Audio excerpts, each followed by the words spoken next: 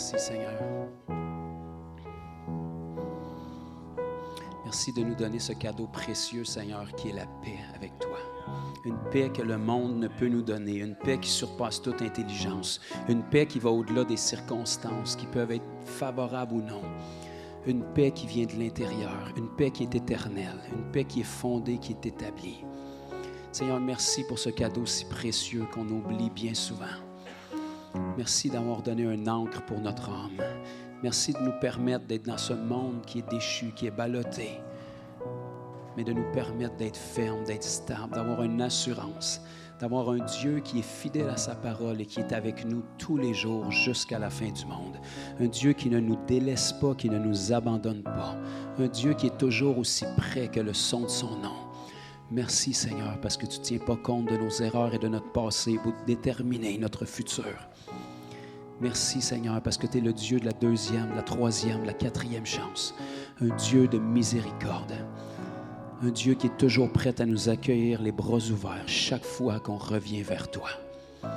Seigneur, je te remercie pour tous les fils et les filles prodigues que nous sommes, qui ont simplement pris la décision de reconnaître leurs faiblesses, reconnaître leurs erreurs, reconnaître leurs besoins de toi et revenir dans tes bras, Seigneur. Et merci de nous avoir accueillis sans tenir compte de notre passé. Merci Seigneur parce que tu es un Dieu qui nous prend comme on est, mais qui ne nous laisse pas comme on est. Merci Dieu qu'on n'est pas encore où tu nous veux, mais on n'est plus où est-ce qu'on était. Merci d'être le Dieu qui nous change constamment, qui nous corrige avec un amour incroyable. Merci d'être le Dieu qui nous a aimés le premier et de nous avoir donné cette révélation de simplement répondre à ton appel, Seigneur. Quel don merveilleux! Combien extraordinaire c'est d'avoir un Dieu qui est vivant, qui est réel, un Dieu avec qui on peut avoir une relation concrète, un Dieu qui n'est pas une religion, un Dieu qui nous parle dans notre faiblesse, un Dieu qui nous parle quand ça va bien, qui nous parle quand ça va moins bien, mais un Dieu qui a toujours des projets de bonheur et non de malheur pour nous. Seigneur, merci pour qui tu es. Et merci, Seigneur, de nous permettre de ne jamais l'oublier. Qu'on puisse avoir cette discipline de parler à notre âme en toute occasion et dire « Mon âme sert l'Éternel, loue l'Éternel, aime l'Éternel. » Quoi qu'il en soit. Tantôt dans la louange, je ressentais quelque chose dans mon esprit. C'est une parole un peu particulière, mais je vais faire un pas de foi quand même. Je ressentais qu'il y a une personne ici, peut-être plus qu'une, mais principalement une.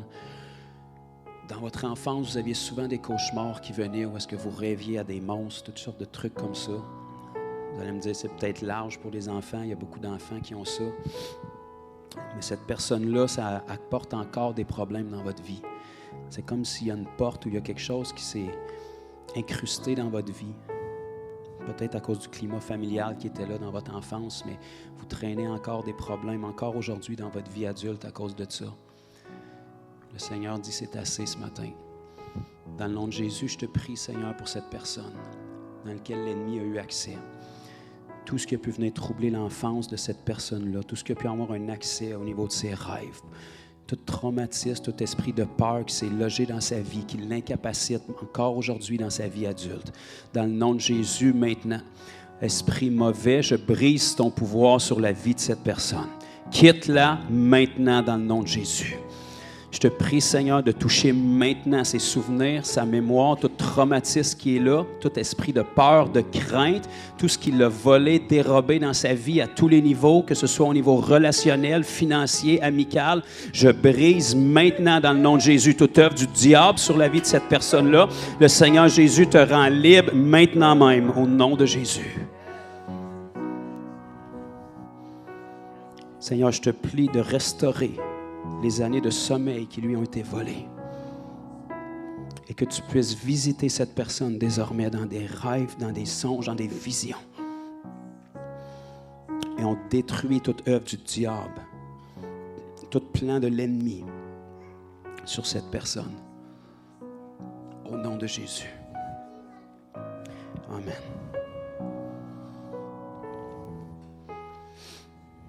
Alléluia.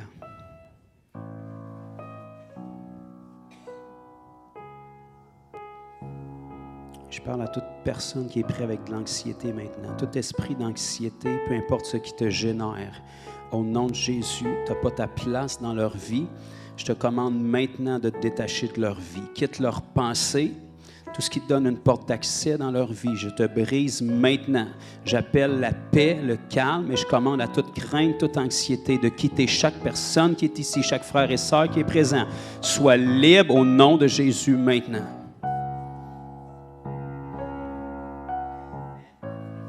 Toute personne qui traîne encore, même si tu es né de nouveau, une peur de la mort, une peur de la souffrance, dans le nom de Jésus, esprit de mensonge, quitte la pensée des gens qui sont ici ce matin. Je brise ton pouvoir sur eux.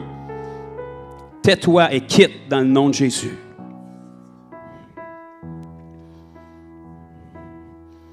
Merci Seigneur.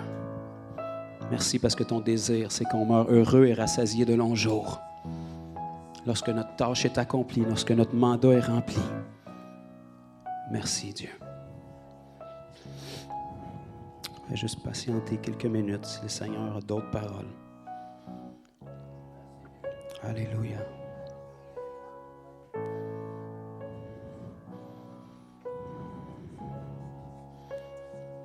Je priais pour chaque parent qui perd leur sommeil parfois par inquiétude pour leurs enfants. Dans le nom de Jésus, Seigneur, je te prie de mettre tes bras de réconfort autour de chaque parent.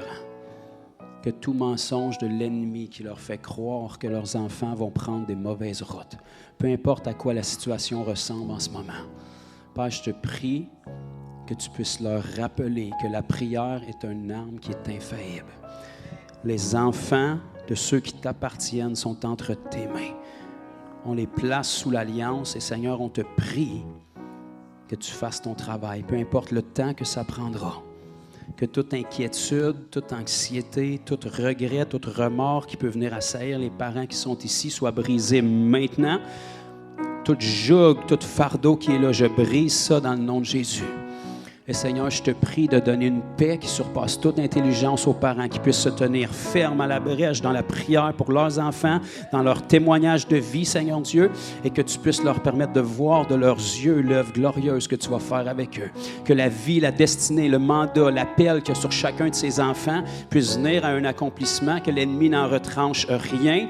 On parle la destinée sur la vie de ces enfants, qui sont la génération de demain, qui sont les futurs prophètes, pasteurs, évangélistes, les gens qui vont influencer dans la société et que ta volonté s'accomplisse pleinement sur la génération, Seigneur, au nom de Jésus.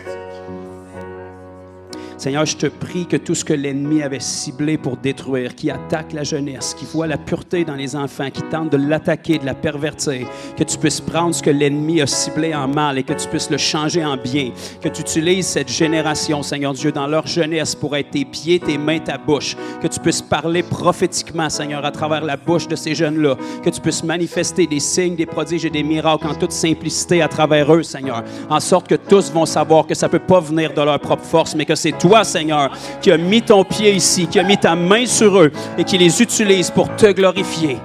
Tu dis dans ta parole que tu vas tirer ta louange de la bouche des nourrissons. Seigneur, on te prie de mettre ta main sur cette génération que l'ennemi tente de capturer. On la réclame pour toi, on l'appelle pour le salut, pour le réveil et pour que ce soit des puissantes armes entre tes mains. Au nom de Jésus.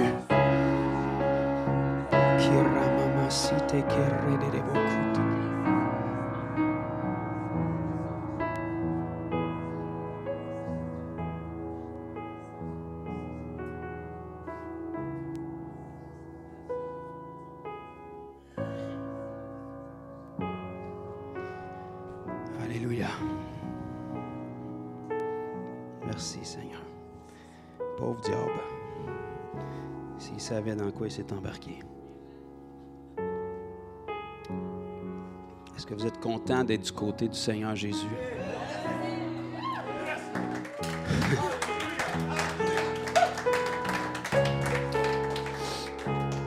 Ça ne me dérange pas la quantité d'ennemis que vous pouvez avoir sur la terre. Je peux vous donner des conseils, commencer à prêcher si vous voulez vous en faire, mais peu importe le nombre d'ennemis que vous pouvez avoir ici-bas, s'il y en a un que vous ne voulez pas avoir comme ennemi, c'est le Seigneur Jésus. Autant rempli d'amour, de bonté et de compassion qu'il peut être, il y a une affaire que tu ne veux pas qu'il arrive, mais que tu trouves devant lui, c'est de trouver du mauvais bord. C'est de trouver en aversion. Un Dieu qui n'a jamais perdu un combat. Un Dieu qui, à son retour, va vaincre les 2 hommes les plus puissants de la planète avec juste son éclat et le souffle de sa bouche. Tu ne veux pas te retrouver du mauvais côté, mais que tu le rencontres. Mais en revanche, si tu es du bon côté, c'est une assurance. Tu peux dire sans honte, sans crainte, à qui que ce soit que tu rencontres, que ton Père est plus fort que le leur. Mais qui donne dans l'adoption, fait que c'est disponible pour eux aussi. Amen. Merci, ma sœur. J'ai baptisé ma table en priant et tout plein d'eau. Alléluia.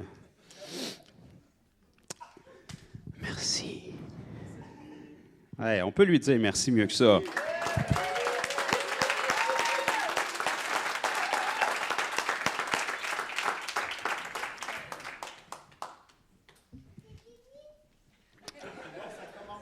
Hey, merci.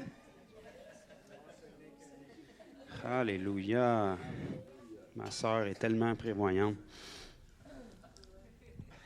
Qu'on va mettre ça en vente ici pour guérir les malades. Non. Amen. Merci, Isa. Ça marcherait, hein, c'est ça qui est le pire, mais ce que vous ne m'entendrez jamais faire, c'est le vendre. Déchirez-vous-le en morceaux, puis ça va marcher. Alléluia. Donc, merci Dieu pour ce temps de louange, d'adoration.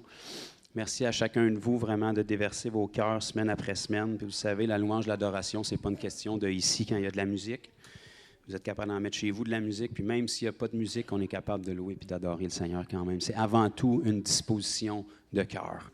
Donc, peu importe quelle journée de la semaine vous êtes, puis vous êtes dans votre maison, imaginez-vous que le décor devant vous vient de s'enlever. Puis imaginez-vous ce que la parole nous décrit, qui est notre demeure éternelle. Dieu assis sur son trône, avec tous les anges qui sont là à l'adorer, avec vous puis moi qui a un accès illimité au trône de grâce. Ce Dieu-là qui peut créer un univers juste en éternuant, genre, ce Dieu-là, on se dispose de cœur pour se mettre à ses pieds, pour le laisser nous enseigner, nous instruire, nous façonner. On ne peut pas rentrer véritablement dans la présence du Seigneur avec foi. Quand je dis présence du Seigneur, je ne vous parle pas d'un frisson puis d'un setup, là. Je vous parle d'une disposition de cœur. Une décision de Seigneur, maintenant j'entre dans ta présence. Peu importe où vous êtes, là, c'est une décision. On ne peut pas rentrer dans la présence du Seigneur sincèrement sans qu'il y ait un impact et une transformation qui se fasse dans nos vies. C'est indéniable. Votre rébellion n'est pas plus forte que la puissance du Seigneur. Si vous rentrez dans sa présence, il est déjà trop tard pour vous. C'est sûr que votre contenance va être altérée, mais que vous sortiez de là. Il y a quelque chose qui va se passer, il y a quelque chose qui va changer. C'est un automatisme. Si tu te mets face au soleil pendant 1 heure de temps à midi, ça ne me dérange pas comment tu es incrédule, tu vas ressortir comme un bacon. C'est comme ça va se faire. C'est un attribut que le soleil a. Bien, imaginez-vous que notre soleil de justice, il est infiniment plus grand que notre petit soleil, là. C'est un des soleils, là. Puis s'il le fait, ça veut dire qu'il brille encore plus, là. Puis si vous pensez qu'il brille en ce moment, il est loin de briller comme qu'il brillait au départ. Fait qu'imaginez-vous à quel point ce que rentrer dans la présence de Dieu peut nous altérer positivement. Je suis en train vraiment de vous provoquer à aller dans la présence de Dieu, là. J'espère que vous comprenez le principe. Donc, non, c'est pas ça. C'est pas la bonne feuille. Tiens. Soyez rassurés, il n'y a rien là-dessus à part des versets de Bible. Fait que le reste, bien, ça va être le Seigneur qui va parler. Donc, je suis heureux d'être de retour. Juste vous donner peut-être des petits détails sur Sept-Îles. On est allé voir la famille de Sept-Îles la fin de semaine dernière, Église Fondation Sept-Îles, avec le pasteur François Nadeau, l'équipe là-bas. Comme toujours, je pense que je ne suis même pas obligé de prendre le temps de vous dire qu'on a eu du temps merveilleux. En partant, quand on s'en va rencontrer des frères et sœurs, on est toujours bénis. En plus, quand c'est des frères et sœurs qui ont vraiment le même cœur que nous, c'est une des églises, pour ne pas vanter l'être humain, c'est une des églises ici au Québec qui a été fondée et qui a pris une croissance dans les principes les plus bibliques d'évangélisation que je connaisse. Une église qui a parti à zéro et puis qui ont dû faire une église parce qu'il y avait des gens qui s'étaient convertis. C'était comme ça dans la parole. Une église, ça ne devrait pas être un beau projet, un bel accomplissement. Ça devrait être le résultat de gens qui se convertissent, duquel on doit prendre soin. Donc, c'est un peu l'histoire de l'église à Sept-Îles. Ça a été vraiment merveilleux. On a eu un horaire vraiment chargé, comme d'habitude. Donc, de l'atterrissage au redécollage, on n'a pas vraiment arrêté dans les rencontres, mais on a vraiment maximisé le temps. On a eu des temps d'évangélisation, des temps entre anciens, des temps de questions-réponses, des temps de ministère, des temps de rencontres spécifiques, des temps où est-ce qu'on a partagé la parole, des temps prophétiques. Donc, toutes des affaires qu'on a trouvées dans la Bible que le Seigneur aime faire pour parler à ses enfants. Mais je vais juste vous faire ressortir là, un petit bloc de témoignages que ça puisse vous bénir possiblement. Dans le samedi après-midi, on est allé faire une sortie d'évangélisation. Donc, il faisait froid à cette île, il y a de la neige. Ceux qui ne savent pas, la neige a tombé le matin où est-ce qu'on a atterri. Un bon gros 4 pouces solide, puis il a reneigé une tempête le matin que je repartais en avion. Fait que quand il arrose ton avion avec du windshield washer jaune, orange puis vert, tu pries un peu plus fort pour vraiment te rendre. Mais je suis revenu. Donc, on est allé évangéliser dans l'après-midi. On était, je ne sais pas, peut-être une vingtaine qui se sont redivisés en groupes à travers le froid, puis on dirait que tout le monde est inspiré d'aller à l'intérieur cette journée-là. Donc, on s'est redivisé un peu partout là, dans les centres commerciaux, les magasins qu'il y avait là-bas. Et puis, moi, je suis sorti avec une sœur qui avait 6 mois dans le Seigneur. Donc, elle est assez nouvelle. Et puis, elle s'est adonnée à être dans mon équipe avec un autre frère. Puis, il y a un autre frère assez nouveau qui est venu nous rejoindre, comme par accident par la suite. Et puis, en rentrant dans le centre commercial, aussitôt qu'on a rentré, on a rencontré une famille dont la dame, une famille d'Inuits. Il y a beaucoup d'Inuits là, à cette île, il y a beaucoup de communautés autour. On a rencontré une famille d'Inuits dont la dame est en fauteuil roulant parce qu'elle est en rémission d'un cancer qui va bien, mais elle avait une infection à son pied. Sa fille poussait la chaise, puis son mari était avec elle. Donc, on a entamé la conversation avec elle. La sœur nouvelle qui était avec moi, 6 mois dans le Seigneur. Bon, c'est pas nouveau, mais c'est quand même pas vieux. Donc, elle était, à ma connaissance, dans ses premières expériences, pas mal d'évangélisation, de prière, ces trucs-là. Donc, cette sœur-là a prié pour la dame, Béatrice, a été guérie instantanément de son pied. Elle a prié pour sa fille qui poussait la chaise, qui a été guérie instantanément de son dos. J'ai assis sa fille dans un bac à fleurs dans le centre d'achat. Sa jambe allait allongée par la prière de la dame. Après ça, on a pu prier pour son époux qui était plus loin. Donc, autant la famille a été bénie que la nouvelle disciple qui était vraiment touchée de voir que le Seigneur agissait à travers elle. Et puis, on nous a partagé l'Évangile par après, puis cette famille-là ont donné leur vie au Seigneur. Donc, 3 Inuits qui viennent de la Romaine. Donc, cette île, c'est environ à 10-11 heures d'ici. Quand vous êtes rendu à cette île, si vous faites un 4-5 heures de plus dans le nord, vous vous retrouvez dans des coins perdus comme Shefferville, La Romaine, toutes ces places-là. Donc, eux habitaient là. Ils étaient juste en voyage à cette île en avion pour magasiner 2 jours puis repartir le lendemain. Donc, La Romaine, même, vous allez là l'hiver, vous ne pouvez pas vous rendre en auto. Là. La route arrête, vous continuez en skidoo, puis vous vous rendez jusqu'à La Romaine. Donc, je me disais, qu'est-ce que je vais faire, Seigneur, pour être capable de faire avancer ces gens-là, parce qu'ils sont quand même loin. Mais pendant que je parlais avec la dame, elle m'a nommé son nom, elle s'appelait Béatrice Marks, puis je me suis souvenu que j'avais prié pour un couple d'Autochtones qui habitent à Pakwashipi par Zoom, qui ont été guéris toutes les deux, qui sont déjà chrétiens. Donc, je lui ai dit, est-ce que vous connaissez telle dame qui avait le même nom de famille? Puis ils se connaissaient. Donc, ils ont un lien de parenté quelconque. Là. Les Inuits sont souvent tous parents. Donc, j'ai contacté la dame de Pakwashipi qui avait été guérie. Je lui ai demandé si elle pouvait les contacter pour faire le suivi, parce que des fois, entre Inuits, dans leur dialecte, ils sont plus à l'aise. Donc, ce couple-là de Pakwashipi font le suivi avec ces 3 personnes-là de la Grande, et puis de la Romaine, pardon. L'équipe de cette île aussi va faire suivi avec eux. Puis bientôt, je crois que cette île veut faire un voyage missionnaire là-bas, à la Romaine, pour être capable de toucher la communauté là-bas. Donc, écoutez, ça a été... on a été peut-être 1h30 au centre d'achat. Tout de suite après ce couple-là, on a prié pour une autre madame en fauteuil roulant qui a été guérie. Puis après ça, le frère, la sœur a été guérie elle-même par un nouveau frère qui venait de prier pour elle. Donc, en à peu près 1h30, tout le monde était heureux, tout le monde était béni. Puis le Seigneur a été glorifié dans un centre d'achat à cette île. Donc, gloire à Dieu, vraiment.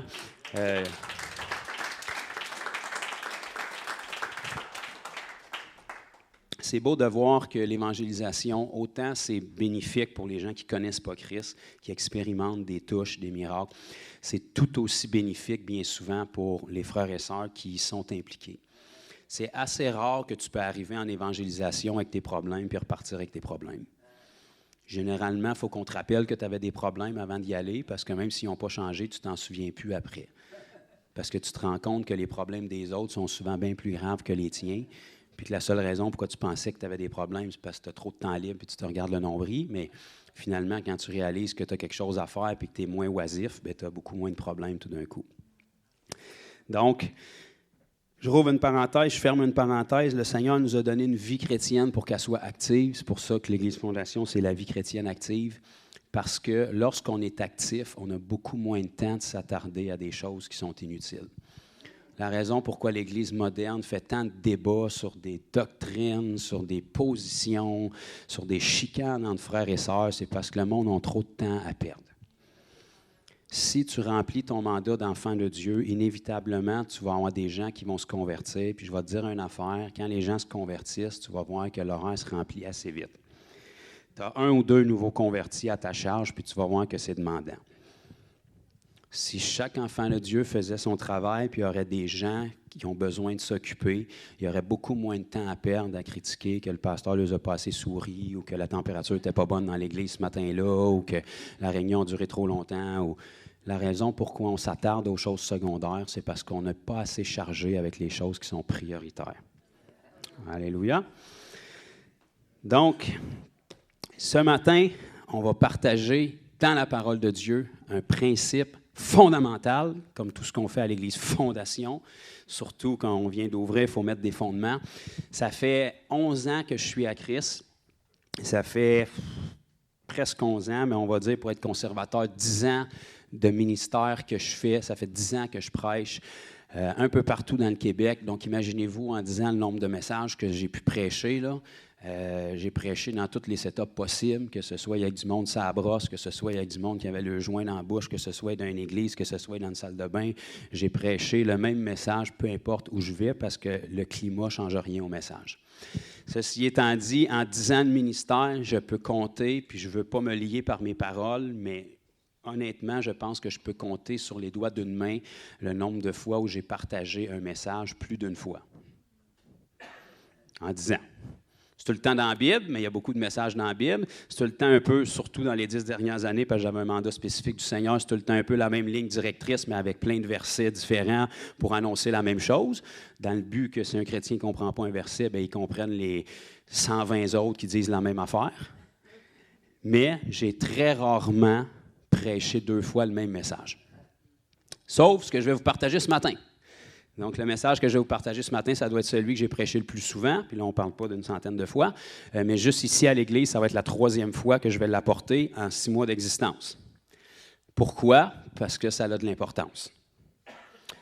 La Bible nous enseigne à plus d'un endroit, puis Paul, souvent, quand il écrivait aux églises, il leur disait « Réjouissez-vous toujours dans le Seigneur, frères et sœurs. Je ne me lasse pas de vous redire les mêmes choses encore et encore, car pour vous, cela est salutaire. » Pourquoi est-ce que je mets tant d'emphase sur ce message-là? À l'inauguration, j'avais déjà averti que c'est un message qu'on rapporterait périodiquement parce que, voyez-vous, en 6 mois d'existence, ça va être la 3e fois, donc on peut dire que je l'apporte en moyenne aux 2 mois, disons.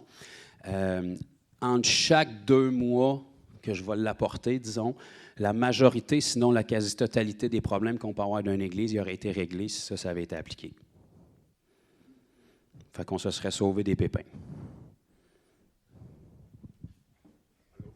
Alléluia.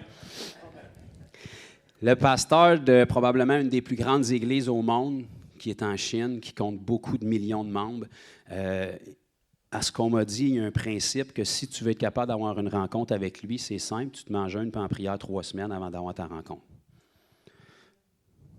Bon, c'est sa façon de faire les choses, mais probablement qu'il s'évite beaucoup de rencontres inutiles, parce qu'il n'y a rien que le pasteur peut t'apporter que le Seigneur ne peut pas t'apporter. Puis de 2, bien, ça coupe beaucoup dans le monde qui veut juste siphonner ton temps.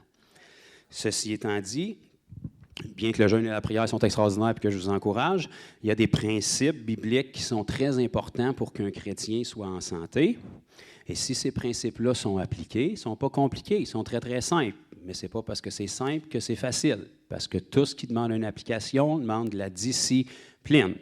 C'est pour ça qu'on est des disciples. On a besoin de discipline. OK? Puis tout ce qui demande de la discipline, ce n'est pas agréable pour votre chair. Donc, c'est toujours plus agréable d'aller voir un frère ou une sœur qui a un badge, puis dire « Donne-moi un coup de baguette magique, puis règle tous mes problèmes pour que je puisse retourner avec la même vie que j'avais, sans être conscient que la raison pourquoi tu as tous ces problèmes-là, c'est à cause de la façon dont tu vis. » Fait que même si tu repars en eux, on va se revoir dans une couple de semaines avec les mêmes problèmes, ça va prendre un autre coup de baguette magique. Puis on est là pour ça, puis on va t'en donner des petits coups de baguette magique, puis l'onction va te toucher, puis tes problèmes vont s'estomper tout d'un coup ou en grande partie, mais on ne règle aucun problème comme ça. Parce qu'on ne peut pas dépendre constamment de l'onction puis de la consécration de l'un ou de l'autre. On doit apprendre en tant qu'armée, chacun de nous, à être fort, à être stable. Nos relations avec les autres, l'Église, c'est simplement un outil puis un bonus supplémentaire qui nous permet de grandir. Mais il faut arriver au point où on est capable d'être ferme puis stable. Si tu sautes l'Église une semaine pour X raison parce qu'elle est fermée ou je ne sais pas quoi, puis tu retombes dans le monde, bien, tu n'étais peut-être pas affermi. Si tu vis d'épreuve en épreuve, puis de pardon en pardon, gloire au Seigneur que tu pardonnes. Il m'a donné un truc. Arrête d'être offensé. Ça va t'éviter des pardons. C'est merveilleux d'être guéri par le Seigneur. Ce n'est pas la parfaite volonté de Dieu. Ce qu'il préfère, c'est que tu sois en santé. Alléluia. C'est merveilleux de pardonner. Jésus a dit, tu pardonnes à ton frère combien de fois? 70 fois, 7 fois. Calcule ça, ça fait quelque chose comme 4,90, même si je ne suis pas trop fort en maths. Fait que ça veut dire que c'est impossible que quelqu'un pêche plus dans une journée que tu as la capacité de le pardonner. Alléluia. Remarquez que c'est tout de suite après cet énoncé-là de Jésus que les disciples ont dit « Augmente-nous la foi ». Parce qu'ils ont compris que ce n'était pas un pardon qui était humain, ça prenait vraiment une grâce de Dieu surnaturelle pour pardonner. Donc, si tu veux t'éviter ce problème-là, ne sois pas offensé. Tu n'auras pas besoin de pardonner. Bon, fait que ça, soit que c'est irréaliste, ou soit que tu comprends que la seule raison que tu peux être offensé, c'est que tu as des attentes. Fait que tu enlèves tes attentes, puis tu n'es plus offensé. Voilà, c'est réglé. Donc, tu poses tes attentes sur un seul, sur Dieu, puis lui, inquiète-toi pas qu'il n'a pas peur de tes attentes. En fait, il carbure au challenge. Peu importe ce que tu lui demandes, il est content, mais il est comme... Oh, pas trop difficile, là. Pas quelque chose, mettons, pas quelque chose de plus, tu sais. Ça, je peux te le donner en clignant des yeux, mais il y a quelque chose de plus. Tu es capable de croire pour plus, il y a plus en toi en ce moment. Vas-y, pousse plus loin, essaye-les. Dans le pire des cas, tu vas te rendre compte où est-ce que ta foi est rendue, puis ça va te montrer qu'est-ce que tu dois franchir comme barrière. OK? Donc, en partant, je vous aime tous, peu importe ce qui va se dire ce matin.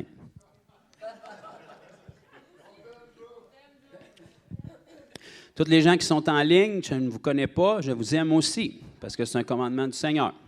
Alléluia. Ceci étant dit,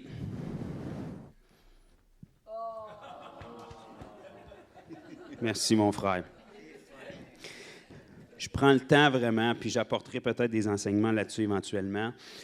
Tristement, l'Église de nos jours, on dirait que les fils se sont touchés quelque part puis qu'on s'est imaginé un Jésus, je ne sais pas si c'est à cause des films ou comment est-ce qu'on est séduit, mais on s'est imaginé un Jésus qui est... On pense des fois que l'amour de Dieu, c'est quelqu'un qui te fait des sourires puis qui ne parle pas fort quand il te parle en te flattant le dos ou des trucs comme ça. Jésus, il ne tombait pas en amour, il était amour. Bon, laissez-moi vous donner quelques énoncés que Jésus, qui était amour, a dit. Mettons, il était dans une maison en train de prêcher puis de guérir tous les malades à un moment donné, puis le monde était tellement cordé qu'il n'y avait plus de place pour en rentrer un. Ses parents sont venus à l'extérieur, sa mère et ses frères, puis ils sont venus dire à Jésus, « Excuse, Jésus, peux-tu interrompre ton speech? Ta mère et tes frères sont dehors. » Jésus a dit, « Ma mère et mes frères, c'est ceux qui sont ici qui écoutent la parole. » Ça, c'est un Dieu rempli d'amour qui a dit ça.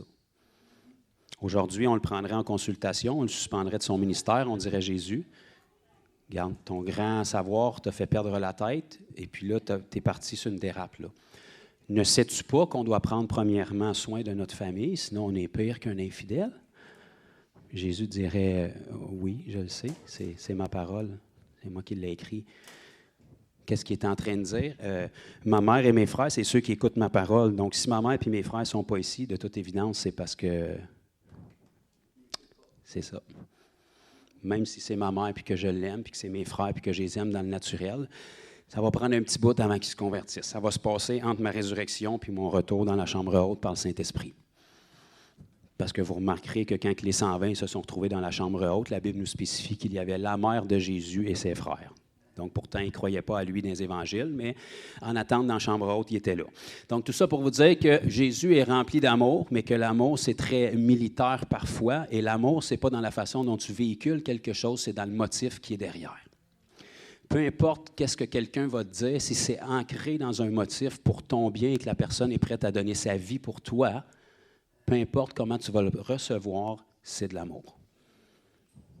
L'amour, ça corrige, l'amour, ça reprend, l'amour, ça encourage, l'amour, ça exhorte. C'est comme ça. Donc, le principe que je veux vous rapporter ce matin, ceux qui sont ici avec nous depuis le début, probablement que vous l'avez déjà entendu, peut-être que vous l'avez oublié, mais vous allez faire comme si vous vous en souvenez. Fait que là, tout le monde va être content. Donc, dans le... Qu'est-ce qui est écrit ici? OK, c'est bien.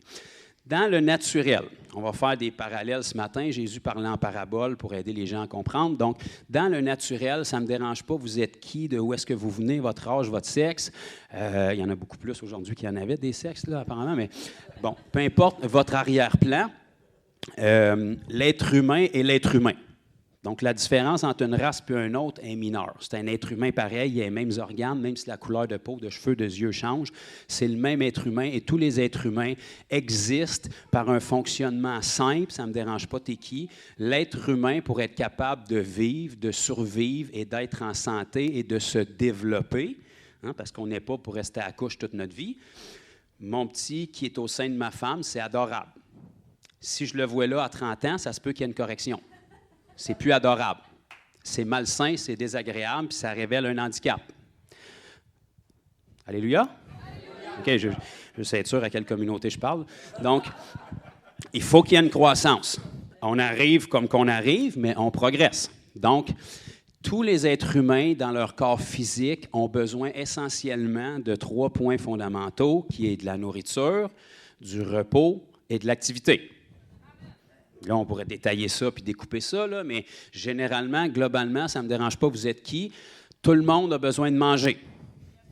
Généralement, quotidiennement. Ici en Amérique, à toutes les heures, avec des lunchs entre les demi-heures. Sinon, tu es étourdi et tu as des faiblesses. Tu ne peux pas jeûner, mon frère. Je me suis mal senti, mais je crains bien, tu es tellement intoxiqué et jeûne, ça va te faire du bien. Donc, tous les êtres humains ont besoin de manger quotidiennement. Tous les êtres humains ont besoin de repos, idéalement quotidiennement. En fait, si tu ne dors pas, ton corps va t'y amener de force. Tu peux résister jusqu'à un certain point, mais il va finir par tomber parce qu'il y a un automatisme de survie, un mécanisme qui est là. Tu as besoin de repos. Et tous les êtres humains ont besoin un minimum d'être actifs et de bouger. Bon. Ici, en Amérique, la majorité bouge peu ou pas, mais on voit les résultats que ça donne. Mais on voit clairement qu'un corps est une machine qui est faite pour fonctionner. C'est pareil comme une batterie. Tu peux l'acheter flambant neuve puis la mettre dans ton établi. Elle va finir par se vider, même si tu n'y as pas touché, parce qu'elle est faite pour fonctionner. Elle est faite pour qu'il sorte du jus puis qu'il en rentre. C'est comme ça que c'est fait. Donc, l'être humain, dans le naturel, est fait comme ça. Tous les êtres humains doivent manger, dormir, se reposer. Et dépendamment de ce que tu veux accomplir et de comment tu veux être en santé, tu vas pousser chacun de ces domaines-là davantage. Donc, plus tu manges et mieux tu manges, plus que tu vas générer de carburant parce qu'on mange pour un but.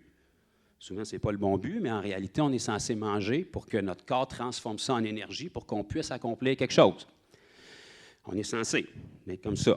Donc, plus tu pousses ton sommeil, plus que tu vas pouvoir aller loin, et plus tu pousses ton activité physique qui est rattachée à ça, plus tu vas pouvoir accomplir avec ton corps des choses qui sont phénoménales dans des buts spécifiques. Donc, si on prend un athlète olympique, par exemple, il y a ces points-là dans sa vie. La seule différence, c'est qu'il les a poussés davantage pour une discipline spécifique. Donc, il a poussé son exercice physique encore plus que les autres. Il a poussé son alimentation en fonction de ça encore plus que les autres. Puis son régime de repos est spécifiquement axé pour qu'il puisse accomplir des choses que la majorité des autres n'accomplissent pas. Ils auraient les mêmes capacités de l'accomplir, ils ont les mêmes organes, puis ils sont capables de faire la même chose, mais ils n'ont pas la discipline de s'y rendre. Okay? Donc, tous les êtres humains dans le naturel, c'est la même chose. Spirituellement, ça doit aussi être la même chose. Donc, notre homme spirituel, pour être capable de se développer constamment et d'accomplir des choses, dépendamment de ce qu'on désire accomplir. Donc, beaucoup de gens viennent au Seigneur dans le but de rien accomplir. Donc ça, ce n'est pas biblique. Tu as été sauvé pour un but. Tu as été sauvé pour des œuvres, puis tu as été sauvé pour que toutes ces œuvres-là amènent le monde à connaître Christ à travers toi. La Bible te le dit de belle manière poétique. Là, vous êtes appelés à répandre comme un parfum d'agréable odeur, la fragrance de Christ partout où vous allez. Donc ça, c'est une façon poétique puis biblique pour vous dire, allume, je t'ai sauvé pour un but, puis si tu es encore sur la terre après être sauvé, c'est parce que j'ai besoin de toi puis je vais me servir de toi. Donc, notre homme spirituel ou votre femme spirituelle, à partir du moment où vous êtes né de nouveau, si vous voulez être capable de toffer la ronde et puis d'être en santé, okay, c'est beaucoup mieux d'être en santé que de ne pas l'être. Quand tu n'es pas en santé, tu es capable de fonctionner pareil, mais tu as des incapacités, tu as des difficultés, tu es instable. Tu es capable de faire un bout, puis à un moment donné, tu es trop faible, tu es trop fatigué, tu es trop brûlé, tu as mal ci, tu as mal là, donc il y a des choses que tu n'es plus capable de faire. Puis tu deviens un poids pour d'autres, bien souvent. Donc, c'est important qu'on soit en santé. Puis spirituellement, c'est la même chose. On a besoin de nourriture, on a besoin de repos et on a besoin d'activité. Donc, je recrute des gens qui auraient l'amène facile. Alléluia. Donc, votre homme spirituel a besoin de nourriture, a besoin de repos et a besoin de bouger. Votre homme spirituel a besoin de nourriture, a besoin de repos et a besoin de bouger. Ceux qui prennent des notes, c'est le bon moment. Votre homme spirituel a besoin de nourriture, de repos et d'activité. Idéalement, quotidiennement. Si vous mangez quotidiennement dans le naturel, mangez quotidiennement dans le spirituel. Si vous dormez à tous les jours, même si ce n'est pas suffisamment, vous dormez quotidiennement. Spirituellement, c'est la même chose. Là, on va faire une différence entre le sommeil spirituel et se reposer en Christ, parce que si c'est le sommeil spirituel qui sauve des vies, ça fait pas mal longtemps que l'Église dort au gaz, pourtant ça ne fait rien, mais c'est autre chose dont la Bible nous parle. Donc maintenant, sachant ces informations-là, on veut définir qu'est-ce que c'est chacun de ces points-là. Après, on veut faire « Wow, ça semble être la Bible, c'est vrai, puis moi, je suis ça, la Bible, parce que je suis un croyant, fait que je vais commencer à le faire dans ma vie. » Puis une fois que ça, c'est fait, ça, c'est le début, c'est pas l'aboutissement, c'est le début. Après, il faut une discipline pour conserver ça. Donc, personne ne peut dire « Je ne sais pas pourquoi je ne suis pas en forme, je suis allé au gym il y a 10 ans. » Je vais te donner un indice. C'est pas l'affaire d'une fois. Personne ne peut vous dire, je ne sais pas pourquoi j'ai faim, j'ai mangé la semaine passée. Pas pourquoi je suis fatigué, j'ai dormi l'année passée. Bien, je le sais, moi.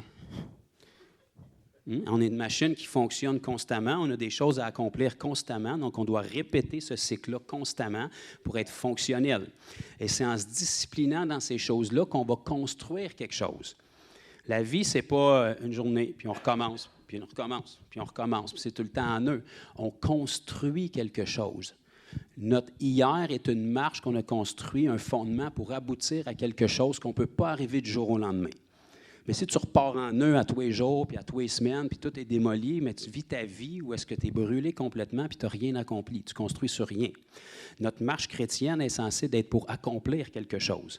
On devrait être rendu, après 10 ans dans le Seigneur, à des endroits qu'on ne pouvait pas être au départ, mais on a progressé de journée en journée pour se construire quelque chose, pour édifier notre homme spirituel, pour arriver à quelque chose, pour que lorsqu'on est arrivé là, dans cette saison-là de notre vie, bien, on peut rejoindre un plus grand nombre de personnes qui, eux, traversent ces défis-là. Puis dans 10 ans, on va être ailleurs encore, mais toujours de plus en plus proche de l'image de Christ. Mais pour ça, ce n'est pas du jour au lendemain, ça se construit. Si le Seigneur nous épurait du jour au lendemain, on abandonnerait tout de suite parce qu'il y a trop de choses à changer. Fait qu'il commence par nous montrer les choses qui sont terribles quand tu viens au Seigneur, genre apprendre que la porno, c'est pas bon, ça te secoue. Tu sais? Apprendre qu'aller coucher avec la voisine 3-4 fois par semaine, c'est pas bon. C'est pas ta femme. Surtout si elle est mariée avec quelqu'un d'autre. Tu sais, c'est des morceaux qui sont gros comme ça. Bon. Il y en a que ça fait 20 ans qu'ils sont au Seigneur, qui sont encore à méditer pour savoir si c'est pas bon. Mais ça, c'est censé partir au départ. Puis après ça, l'entonnoir se referme tranquillement, tranquillement, tranquillement. Plus tu avances, parce que le Seigneur, s'il te montrait tout au début, tu serais dans l'incapacité parce que tu réaliserais comment tu n'es pas bon. Mais on le sait que tu n'es pas bon, puis moi non plus. C'est pour ça qu'on a un Seigneur qui est bon. Qui commence par nous montrer les grosses choses. Comme un enfant, tu n'y enseignes pas à courir, tu commences par y enseigner à se tenir la tête. Puis après ça, à marcher. Puis voilà ce que tu ne fais pas quand il commence à marcher. « Hey, le cave, t'es un hypocrite, tu vois bien que tu ne sais pas marcher, là, arrête ça. » Personne n'est surpris de le voir tomber, là. En fait, s'il partait à la course, là, tu serais surpris. Quand tu lui demandes de marcher, puis tu lui dis « t'es capable », on le sait tout qu'il va se planter, là. Puis c'est sincère quand tu lui dis que tu es capable, parce qu'il est capable. Il y a des jambes qui sont fonctionnelles. Il faut juste qu'il se pratique pour atteindre son équilibre puis comprendre qu'un pied, ça va devant l'autre. C'est la même chose dans la vie chrétienne.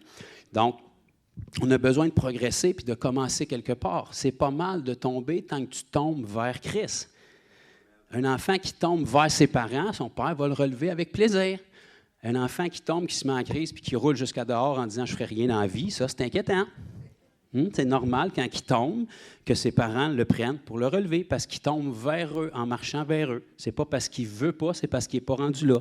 C'est la même chose avec le Seigneur. Quand on tombe avec le Seigneur, on tombe vers lui, puis il nous relève, puis on avance. Ça, c'est la conviction puis le travail d'un bon père. Voilà ce que l'ennemi fait en utilisant tes failles. Quand tu tombes, au lieu de tomber vers Dieu, il va te dire « tu aurais dû faire mieux », puis là, au lieu d'être sur la conviction, tu te sens condamné. La seule différence, c'est qu'il y en a un que tu tombes vers Dieu, l'autre tu tombes puis tu t'éloignes de lui parce que tu ne te sens pas bon. Mais en t'éloignant de lui parce que tu ne te sens pas bon, là, souviens-toi de ce que je vais te dire ce matin, là, la seule raison pourquoi tu ressens la condamnation sur toi, c'est parce que le Seigneur t'aime et que tu as été changé, sinon tu ne le ressentirais pas. Parce que quand ta conscience est souillée, tu n'es pas sous aucune condamnation. Tu aimes ton péché, puis tu restes dedans. Donc, dès le moment que tu ressens la moindre condamnation, la moindre parole qui te dévalorise, puis tu n'es pas bon, puis tu aurais dû faire mieux, puis on t'a déjà dit mieux, puis le pasteur t'a dit de faire mieux, puis dès le moment que tu ressens ça, c'est peut-être vrai dans le naturel, là, mais le simple fait que tu as ce sentiment-là sur toi prouve que ta conscience a été régénérée par Christ, parce qu'il y a un temps de ta vie, quand ta conscience était souillée, ton péché ne te condamnait pas, tu l'aimais. Maintenant que tu as ce sentiment-là, ça prouve que ça te fait quelque chose de déplaire au Seigneur. Fait que ton esprit n'est plus hostile au Seigneur. Ta chair l'est encore. Ton esprit, intelligence n'est pas renouvelé, mais ton cœur veut plaire au Seigneur. Donc, dès le moment que tu as ce sentiment-là, tu peux te péter une crise de louange dans la face du diable, puis pendant qu'il s'attend que tu tombes en boule puis que tu partes une chaîne de prière dans l'Église, tu arrêtes ça drette là, tu lèves tes mains où est-ce que tu te sens condamné, puis tu dis « Seigneur Jésus, je te remercie d'être un Dieu qui est fidèle. Il y a un temps de ma vie où je ne ressentais pas ça, la condamnation. Puis maintenant, parce que j'ai ces pensées-là qui viennent, ça prouve que tu as sanctifié mon esprit, puis tu m'as donné un cœur, puis en plus, ta Bible dit que tu me donnes le vouloir et le faire de me détourner du mal. » Fait que le simple fait que je ressens ça en ce moment, ça prouve que ton esprit vient en moi et que tu as quelque chose de plus grand pour ma vie. Fait que là, tu es passé de 2 semaines de défis puis de creux, puis être un chrétien randonneur dans la vallée, sans montagne, dans la vallée, sans montagne, prie pour moi, mon frère, je traverse des moments difficiles, à 2 secondes à te redresser dans la vérité puis tu te relèves. Simple de même, là. Même pas eu de combat spirituel d'impliqué, on n'a pas parti de chaîne de prière, il n'y a pas d'intercession, les gens en Chine puis au Japon peuvent continuer l'œuvre du Seigneur, il n'y a pas de problème là. Simplement en redressant une façon de penser. Je ne me moque pas de personne, là. Je suis très actif contre les tactiques du diable parce que je vois trop les gens se faire voler. Ce que je vous apporte ce matin, c'est des choses qui sont très, très simples, mais que le Seigneur a dû me montrer au fil des ans parce que mon cœur était brisé de voir que moi, qui est personne, en 10 ans de vie chrétienne, c'est pas difficile, la vie chrétienne. Puis pourtant, au fil des ans, plus je rencontrais des chrétiens, plus j'étais troublé de voir comment est-ce qu'il y en arrachait. Aujourd'hui, c'est rendu surnaturel de rencontrer un chrétien qui va bien. Tu lui dis comment ça va vite en marchant parce que tu ne veux pas trop qu'il te réponde. Tu sais. Ça va, oui, oui. Hey, mon frère, oui. Oui, ça va. On a tous nos défis. Hein? Garde-moi en prière. Oh, boy. OK. On peut avoir besoin de prière, là. Il n'y a pas de mal là. Okay? Surtout quand tu viens d'arriver au Seigneur. C'est normal que tu aies des défis. Mais ce n'est pas normal qu'à tous les fois que tu rencontres quelqu'un, c'est la même histoire après 10 ans. Le Seigneur me relève. Ben oui, mais s'il te relève, il est capable de te relever, là. Pas supposé de faire 20 fois qu'il te relève, là. Arrête de te rejeter à terre. Parce que s'il te relève, c'est parce que tu n'es plus obligé de tomber. Alléluia. Le processus de croissance puis de sanctification, c'est pas pour qui tu te prends, mon frère, toi, tu ne tombes jamais. Non, l'idée, c'est que tu n'es pas censé retomber pendant 10 ans sur le même problème. La sanctification, c'est que tu fais face à un défi, puis tu te rends compte, « Hey Seigneur, je te remercie de m'avoir révélé ça. J'avais une habitude de pécher dans ma vie par ignorance, puis là, je réalise que ce n'est pas de Dieu. Je viens de tomber dessus, puis c'est pas bon ça, fait que j'enlève ça, puis je continue. » Fait que là, quand tu retombes, mais pas c'est la même chose. Fait que tu te sanctifies. Pas supposé d'être, le Seigneur deal avec moi. Ouais, ça fait combien de temps? Ça fait 10 ans. Sur quel péché? L'impudicité. Ça fait 10 ans qu'il deal avec toi sur l'impudicité. Fait que dans le fond, il deal rien pantoute. C'est toi qui veux rester dans ton péché, puis tu cherches des versets pour te flatter dedans. Parce que si le Seigneur deal avec toi sur quelque chose, le deal est fait, là. Ça vient de finir d'être là. Depuis 2000 ans, tout est accompli. Pouf! Le combat est fini. Ce n'est pas un processus, là. Il n'y a pas besoin de 10 ans pour te transformer. Tu as besoin de 10 ans pour obéir. Ce n'est pas lui le problème. Donc, quand on tombe sur quelque chose, on réalise, merci Seigneur de me l'avoir montré. Si je n'avais pas ton Saint-Esprit, je ne réaliserais même pas que c'est un péché, puis ça me bloque. Là, parce que tu me le montres, ça me nuit, je l'enlève, puis là, j'avance. Fait que j'ai plus ce combat-là jusqu'au prochain combat, puis là, on progresse de gloire en gloire. Fait que là, on façonne quelque chose, puis on ne ressemble pas à ce qu'on ressemblait il y a 10 ans. On est tout aussi sincère qu'au départ, mais il y a des choses qui sont façonnées puis formées dans notre vie. Donc, il faut être conscient. Les chrétiens qui vont bien ne vont pas bien par hasard. Les chrétiens qui ne vont pas bien ne vont pas mal par hasard. Assis-toi avec eux autres, puis parle pendant 5-10 minutes, puis tu vas comprendre facilement pourquoi ils vont bien ou pourquoi ils ne vont pas bien. Si tu es toujours à terre et tu combats avec les mêmes péchés depuis 5 ans, 10 ans, 20 ans, c'est pas parce que tu as un plus grand appel puis le diable est tout le temps sur toi. C'est parce que plutôt de le chasser, tu aimes ça l'avoir comme animal de compagnie en l'air. C'est juste ça.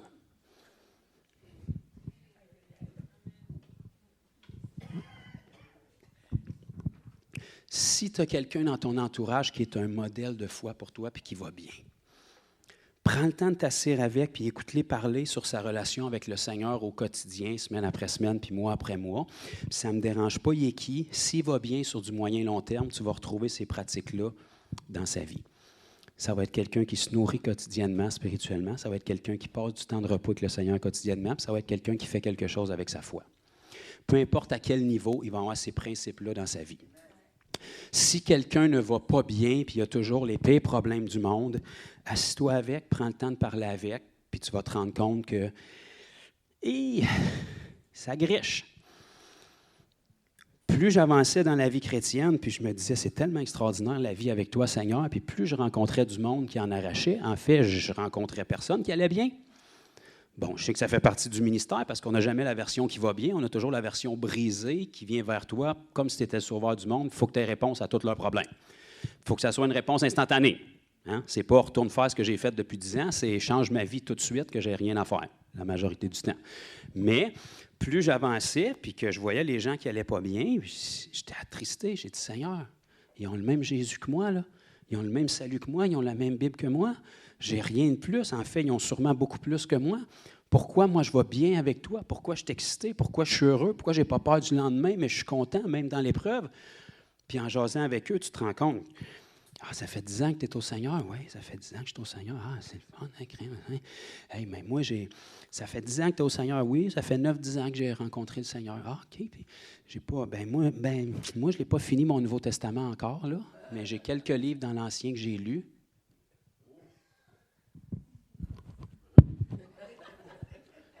Pardon? Excuse, il y avait comme un ange qui passait en même temps. Je n'ai pas bien entendu.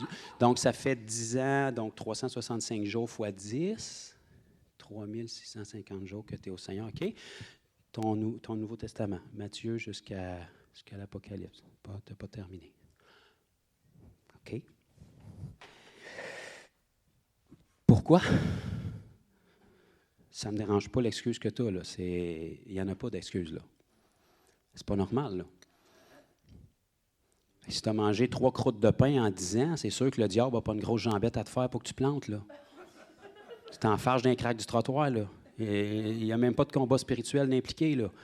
Surprends-toi pas pourquoi ça va mal, là. Je suis prêt avec ma cigarette, pas capable de me débarrasser de ça. M'a te dire pourquoi. M'a te dire pourquoi. La conviction n'est pas forte parce que la parole te le dirait que ton corps, c'est le temple du Saint-Esprit. Puis avant de débattre si la cigarette est péché, laisse-moi te l'enlever une couple de semaines, voir le nombre de péchés que tu vas faire. Ah, ben tu es esclave de ça. Fait qu'il faut que ça parte. La foi vient de ce qu'on entend, mais la parole de Dieu. Si tu n'entends pas la parole de Dieu, tu peux encore moins avoir la révélation puis la conviction qui vient sur toi. Fait que surprends-toi pas que tu combats avec des péchés. Tu ne combats rien, dans le fond. Tu te complais dans tes péchés, puis il n'y a rien qui te convainc. Alléluia. Je n'ai rien contre ceux qui fument. Le Seigneur vous aime, mais il préférait que vous mettiez votre argent ailleurs puis que vous ne soyez pas dépendant de quelque chose qui a 3 pouces parce qu'il nous a appelés à la liberté. Alléluia. Donc, On va lire quelques versets, on a l'impression d'être venu à l'Église. Donc, dans Jean, chapitre 6.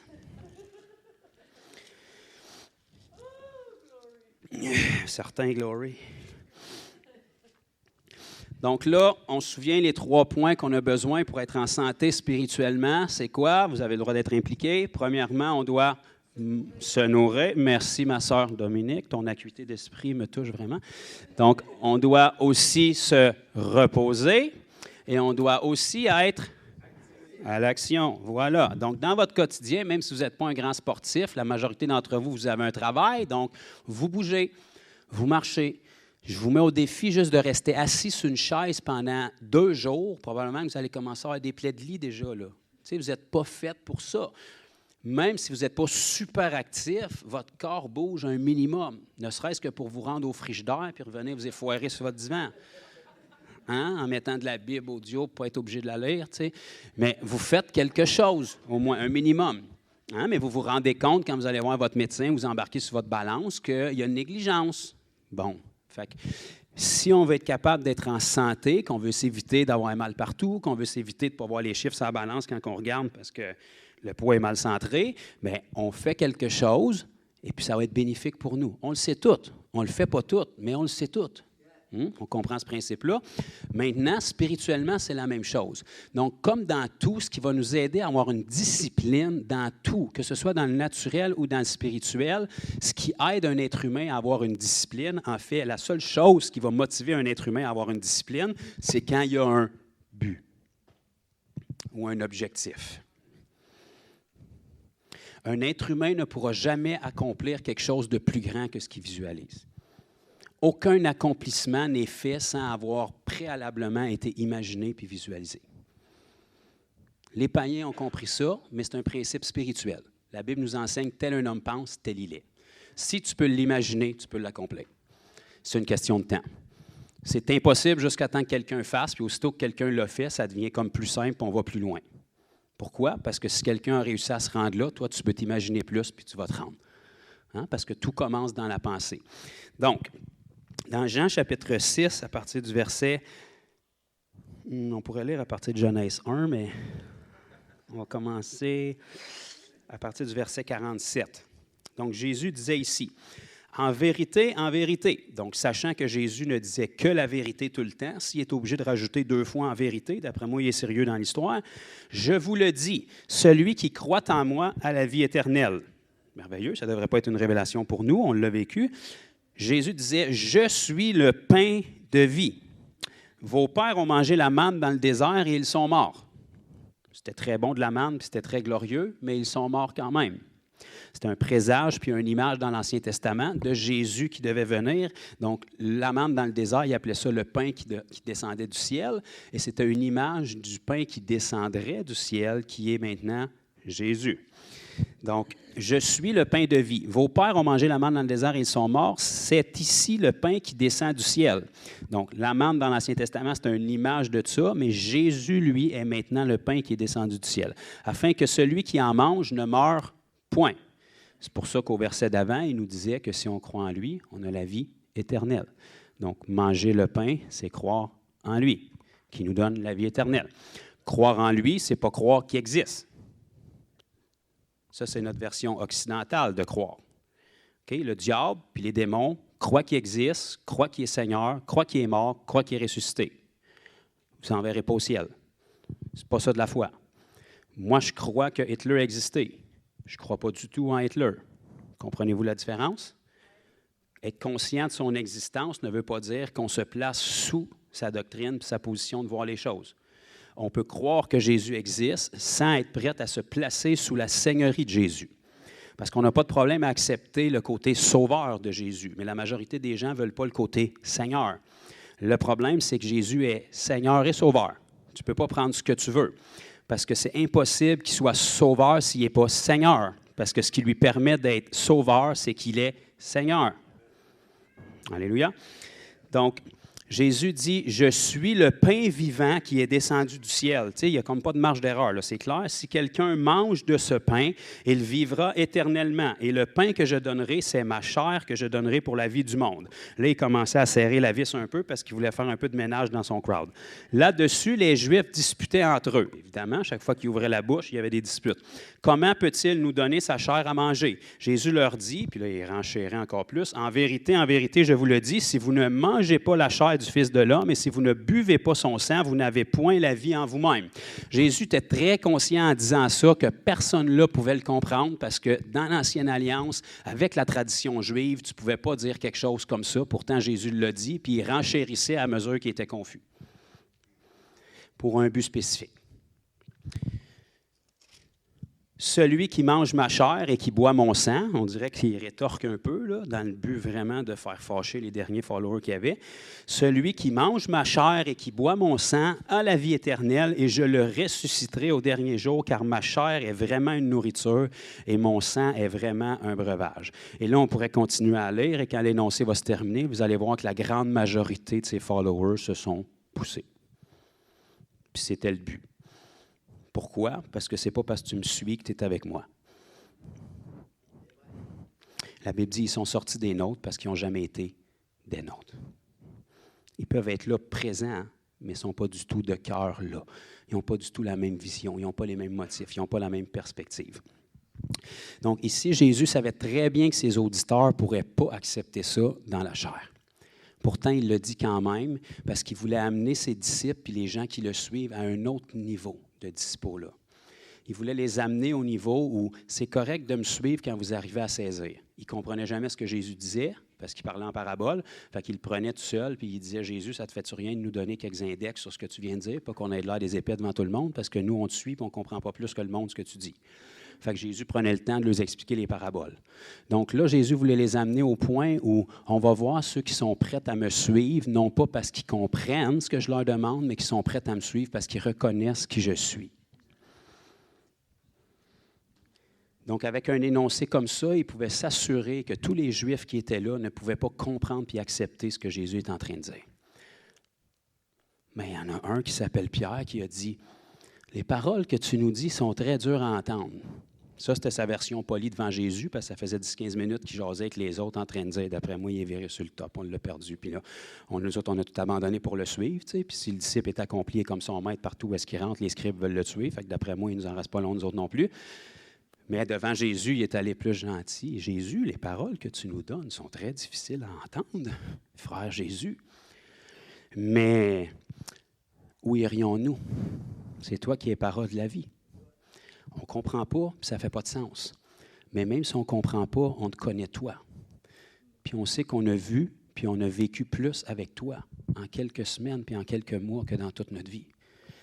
Fait que forcément, tu sais des choses qu'on ne sait pas, puis si on va être capable de te suivre et d'apprendre, il va falloir qu'on traverse le point où même si on ne comprend pas, on va te suivre, puis on va faire ce que tu nous demandes de faire. Là, Jésus passait de la foule qui veut le suivre pour un bienfait aux gens qui sont attachés à lui puis qui lui font confiance. Alléluia! On n'est pas rentré dans le message encore, mais c'est une bonne parenthèse à faire. Donc, Jésus est le pain qui vient du ciel. Donc, du pain dans le naturel, ça vous sert à vous nourrir. Nous autres, on rajoute du beurre, de la mayo, de la viande, puis on en rajoute, puis c'est merveilleux. Donc, ça sert à nous nourrir physiquement, mais Jésus est le pain venu du ciel qui sert à nous nourrir spirituellement. Ceci étant dit, si vous n'aviez pas eu l'information, ça fait 2000 ans qu'il est venu, il est mort, il est ressuscité et il est retourné au ciel. Fait que comment est-ce qu'on fait pour le manger depuis? Bien, il nous a laissé sa parole. Donc, quand Jésus parlait à l'époque de la Bible, puis il disait « Ceux qui écoutent ma parole puis qui obéissent à ma parole », il ne parlait pas de la Bible parce qu'il n'était pas écrite le Nouveau Testament encore. Donc, entendre les paroles de Jésus puis obéir aux paroles de Jésus, ça ressemblait à ça. Jésus parlait puis il disait « Allez faire ça ». Le monde l'entendait puis il allait faire ça. C'était ça, obéir à la parole. Maintenant, cette parole-là a déjà été dite, elle a été capturée, puis elle a été mise sur papier, puis il nous le dit encore. Fait que quand on obéit à la parole, c'est pas « je ne comprends pas, j'aime pas bien ça ». Je vais aller voir dans le grec, dans l'hébreu, puis dans le latin pour essayer de trouver une porte de sortie. Si je ne la trouve pas, je vais chercher ces réseaux pour trouver un pasteur qui pense comme moi pour essayer de justifier ma désobéissance. C'était pas ça. OK, on tourne ensemble dans Matthieu chapitre 4. Dans Matthieu chapitre 4 et le verset 4. Jésus répondit, Matthieu 4, 4, « Il est écrit, l'homme ne vivra pas de pain seulement. » Oui, ça ne veut pas dire qu'il ne mangera pas de pain, il ne vivra pas de ça seulement. Il n'y a rien de mal à manger dans le naturel. Il ne vivra pas de pain seulement, mais de toute parole qui sort de la bouche de Dieu. Donc, si ça peut vous aider, tout ce qui est ici, c'est des paroles qui ont sorti de la bouche de Dieu. Donc, peu importe dans la bouche de qui il se trouve en ce moment, on s'en fout quelle bouche qui est utilisée, c'est les paroles de Dieu. Les anges obéissent aux paroles de Dieu. Que ce soit dans ta bouche ou dans celle de l'autre, on s'en fout à travers quelles bouches qui sont données, ils obéissent aux paroles de Dieu. Donc, quand les paroles de Dieu sont dans ta bouche, les anges obéissent. Pas à toi, aux paroles. Si c'est les paroles de Dieu qui sont dans ta bouche, les anges obéissent aux paroles que tu as dans ta bouche. Puis les choses commencent à débloquer dans ta vie. Donc, si on ne vit pas de pain seulement, ça nous prend du pain pour être capable d'avoir de l'énergie, mais de toute parole qui sort de la bouche de Dieu, ça veut dire que les paroles qui sortent de la bouche de Dieu, ça devrait être ce qui nous nourrit aussi. Évidemment, Dieu ne parle pas seulement par sa parole. Comme dans certaines dénominations qui ont le Père, le Fils et la Sainte Bible, mais ils ont perdu le Saint-Esprit en chemin. Mais la Bible nous parle du Saint-Esprit qui est là pour nous révéler la parole. Donc, la Bible est un livre très large qui vous donne le cœur de Dieu, mais ne vous parlera pas spécifiquement pour toutes vos décisions de vie, parce qu'il y a beaucoup d'êtres humains sur la planète, puis il y en a vécu beaucoup depuis Adam. Par contre, elle nous révèle le cœur de Dieu pour qu'en connaissant le cœur et la volonté de Dieu, on soit en mesure d'entendre la voix spécifique du Saint-Esprit qui nous parle à nous. Donc, le Saint-Esprit nous parle pour des choix spécifiques dans notre vie. Mais si on va être capable de distinguer la voix du Saint-Esprit, ça va toujours nous prendre le filtre de la parole pour être capable de distinguer si c'est bien l'Esprit qui nous parle, parce que l'Esprit ne parlera jamais en marge de la parole, parce que c'est l'Esprit de Dieu. Dieu n'est pas bipolaire et dépressif à l'automne, il est tout le temps le même. Donc, son esprit qui écrivait cette parole-là, quand il parle aujourd'hui, peu importe ce qu'il va nous révéler de spécifique pour notre vie, ça va toujours être à travers le filtre de sa personnalité. Il est le même Dieu quand il te parle spécifiquement que dans sa parole. Donc, si on n'a pas le filtre de la parole pour bien entendre, on va dire « le Seigneur me parle, puis le Seigneur me parle, puis le Seigneur me parle ». Puis quand on regarde à ce que ça fait dans ta vie, tout le monde sait, sauf toi, que ce n'est pas le Seigneur qui te parlait. Alléluia! Jésus a dit, si tu ne veux pas te tromper, ça ne me dérange pas comment convaincu tu penses qu'il t'a parlé, on reconnaît l'arbre à ses fruits. Si les fruits qui sont portés dans ta vie après que le Seigneur t'a parlé ne sont pas en accord avec ce que la Bible nous donne, l'amour, la joie, la paix, la patience, la bonté, la bienveillance, la bénignité, la foi, la douceur, la tempérance, s'ils ne sont pas en accord avec ça, ça ne me dérange pas comment convaincu puis comment de livre t'as écrit, ce n'est pas le Seigneur qui t'a parlé. Fait que je viens de perdre le peu de followers qui restait, moi aussi. Tant qu'à soigner du bat, on va y aller à fond. Donc, 1 Pierre, chapitre 2. Là, on est encore dans la nourriture. Imaginez-vous, je n'ai pas touché les autres points encore. Je sais que vous pensez tout à la nourriture, c'est pour ça que je reste longtemps dedans.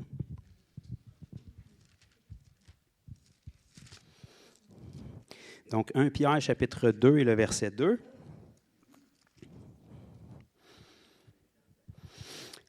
On va lire ici. Ça, c'est super important. Pierre enseignait aux chrétiens à son époque, « Désirez comme des enfants nouveau-nés le lait spirituel et pur. » Ça, c'est important. Je n'ai rien contre les livres chrétiens et les enseignements. Mais si vous voulez être rassuré d'une chose sans être obligé de mettre un filtre, la parole, c'est pur. Peu importe les livres que vous lisez, peu importe par les auteurs que vous les lisez, ils peuvent être très bons, là. Peu importe les enseignements que vous écoutez, ça vous prend toujours un filtre, puis il faut que votre alarme soit allumée. La parole, vous pouvez baisser les gardes. Vous êtes rassurés. Alléluia.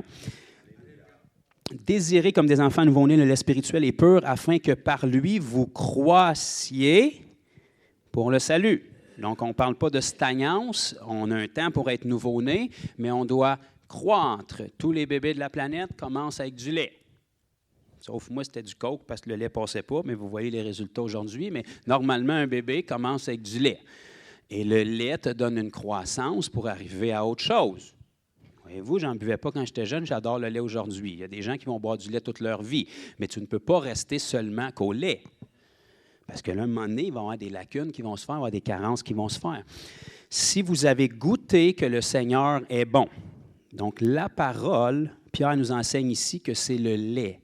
Désirez le lait de la parole, pur. Tous les nouveau-nés doivent commencer par se nourrir au lait et vont continuer à avoir du lait toute leur vie. Mais ce lait-là doit se transformer en quelque chose d'autre en cours de route. Puis là, je vous entends penser, fait que vous allez tourner avec moi dans Hébreux, puis on va regarder qu'est-ce que c'est que ça se transforme en. Fait que Hébreux chapitre 5, ici l'auteur de la lettre aux Hébreux, qui n'avait pas le temps pour du non-sens, qui règle beaucoup de problèmes, il va dire au chapitre 5 et au verset 12, « Vous, en effet, qui depuis longtemps devriez être des maîtres. » Là, vous comprenez qu'il ne parle pas à des nouveaux convertis. Les nouveaux convertis, ils arrivent, ils ne connaissent rien, ils sont remplis de bonne volonté, ils aiment le Seigneur Jésus, sont assis sur une bombe atomique de puissance, puis ils aiment Jésus. Ils ont à peu près peu ou pas de témoignages. Ça allait mal, puis j'étais perdu, puis là, j'ai trouvé quelque chose. Ils arrivent avec ça. Fait qu'on leur donne du lait pour que la parole puisse commencer à rentrer, pour qu'ils se rendent compte que tout ce qu'ils ont appris depuis leur enfance, c'est un mensonge, puis que la Bible pense l'opposé de tout ce qu'ils ont appris. Mais, ceci étant dit, après un certain temps, là, c'est selon ces personnes-là à qui l'auteur de la lettre aux Hébreux s'adressait. Vous avez, vous, en effet, qui depuis longtemps devriez être des maîtres. Vous devriez être des maîtres. Vous avez encore besoin qu'on vous enseigne les premiers rudiments des oracles de Dieu. Vous avez besoin de lait et non de nourriture solide. Donc, tu commences avec le lait de la parole, mais à un moment donné, il est censé de se rajouter de la nourriture solide au lait de la parole. Voyez ici ce qu'on s'apprête à lire, ça va nous révéler c'est quoi la nourriture solide. J'ai parlé plus doucement là, pour être dans l'amour. Or, quiconque en est au lait n'a pas l'expérience. Ce n'est pas écrit la connaissance, c'est écrit l'expérience. Tu ne peux pas apprendre ça à l'école, de l'expérience. Tu ne peux pas apprendre ça d'un livre, de l'expérience. Tu vas aller chercher l'information dans un livre ou à l'école, mais l'expérience, tu vas aller la chercher en faisant des expériences. L'expérience de la parole de justice, car il est un enfant. Mais la nourriture solide, alléluia, ce qui te donne de la force, ce qui fait que tu n'es pas obligé de sauter à la corde à danser tout le temps, tu peux lever des poids à un moment donné. Mais la nourriture solide est pour les hommes faits, ou les femmes, pour ceux dont le jugement est exercé par l'usage, pas la lecture, l'usage, pas l'étude, l'usage, à discerner ce qui est bien de ce qui est mal. Donc, tu commences par te nourrir avec le lait de la parole, et le lait de la parole est censé te donner de l'énergie pour être capable, à un moment donné, d'avoir assez d'énergie pour faire quelque chose. Qu'est-ce que tu pourrais faire avec cette énergie-là? Tu t'en vas faire la parole, et puis là, le lait devient de la viande. Donc là, tu passes du niveau où tu es sur le pablum, puis là, tu commences à accomplir quelque chose avec ce que tu as reçu. Puis plus tu accomplis quelque chose, bien là, tu prends des forces parce que tu amènes tes muscles à faire des choses qu'ils n'ont jamais fait, puis là, tu te fortifies. Tu continues toujours à avoir le lait parce que le lait te donne l'information. Mais une fois que tu as l'information, tu vas accomplir cette information-là parce que si tu n'accomplis pas l'information, ça te donne quoi de l'avoir? Va faire d'autres choses de ta vie. Tu as sûrement d'autres banalités que le diable en réserve pour toi pour te détruire. Là. Fait que si tu t'investis pour avoir de l'information, c'est en ayant un but et un objectif à atteindre. Ce sera impossible d'atteindre le but et l'objectif sans avoir premièrement l'information. Et l'information va te dire quoi faire pour atteindre le but. Mais si tu ne vas pas faire l'information que tu as eue, arrête de prendre l'information puis va faire d'autres choses. Donc, le lait va devenir de la viande. Un chrétien va passer de bébé spirituel à certains niveaux de maturité lorsqu'il commence à appliquer la parole. Ça, c'est dans tous les domaines. Ça peut commencer par arrête de coucher avec ta voisine jusqu'à change la façon dont tu es pensé. Quand tu rencontres un chrétien qui ne pense pas comme toi, maudis-les pas, bénis-le. Au lieu d'aller écrire des messages de fous sur les médias sociaux pour dire que c'est l'antéchrist, prie pour lui ou pour elle. Simplement, c'est des façons de penser qui sont changées. Donc, au début, il change les choses gros comme ça, puis après ça, il rétrécit l'entonnoir jusqu'à des façons de parler, des façons de penser, des façons de raisonner, des façons de réagir. Puis ça se peaufine pour qu'on arrive tout à l'image de Christ. Donc, la parole, puis la nourriture, ça ici. Un chrétien qui n'a pas ça ici, il peut changer le monde en quelques mois, puis il va être le meilleur des chrétiens. 2-3 mois après, il n'est plus là. Bien souvent, il faut que vous alliez le chercher dans le monde pour le ramener au Seigneur. Tu es obligé de les rappeler, mais comment tu as fait pour te rendre là? Moi, je t'enviais, puis je te regardais, puis tu étais zélé, puis tu sautais 2 pieds plus haut que tout le monde à l'église, puis tu connaissais, tu étais capable de réciter des versets, puis tu étais présent dans toutes les activités, puis je te regardais prier pour les gens, puis tu étais en feu. Gloire au Seigneur pour ça. Mais s'il n'y a pas de nourriture, tu es à terre. Tu vas tomber à un moment donné. Tu vas marcher sur l'air d'aller pendant un temps, mais à un moment donné, il va manquer de jus, puis tu vas planter de haut. Fait que si tu veux une stabilité, ça prend un fondement, puis ça prend une nourriture. Tout commence par de la nourriture. La première affaire qu'un bébé fait quand il vient au monde, tu le plugues. Il a besoin de commencer à se nourrir. Alléluia. Ensuite de ça, ça prend de l'activité. Parce que si on se nourrit, ça génère quelque chose, puis on doit commencer à aller faire quelque chose. Donc, dans Jean, chapitre 4, soyez rassurés, là, j'ai mis moins de versets pour les autres points. Jean 4. Bon, je suis désolé d'avance qu'on s'apprête à lire, là. C'est pas moi qui l'ai écrit. Jean 4, c'était Jésus qui parlait.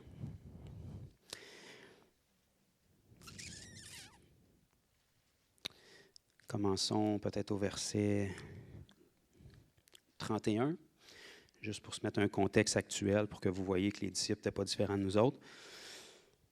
Donc, on commence au verset 31. Pendant ce temps, les disciples le pressaient de manger, disant, « Rabbi, mange. » Mais il leur dit, « J'ai une nourriture que vous ne connaissez pas. »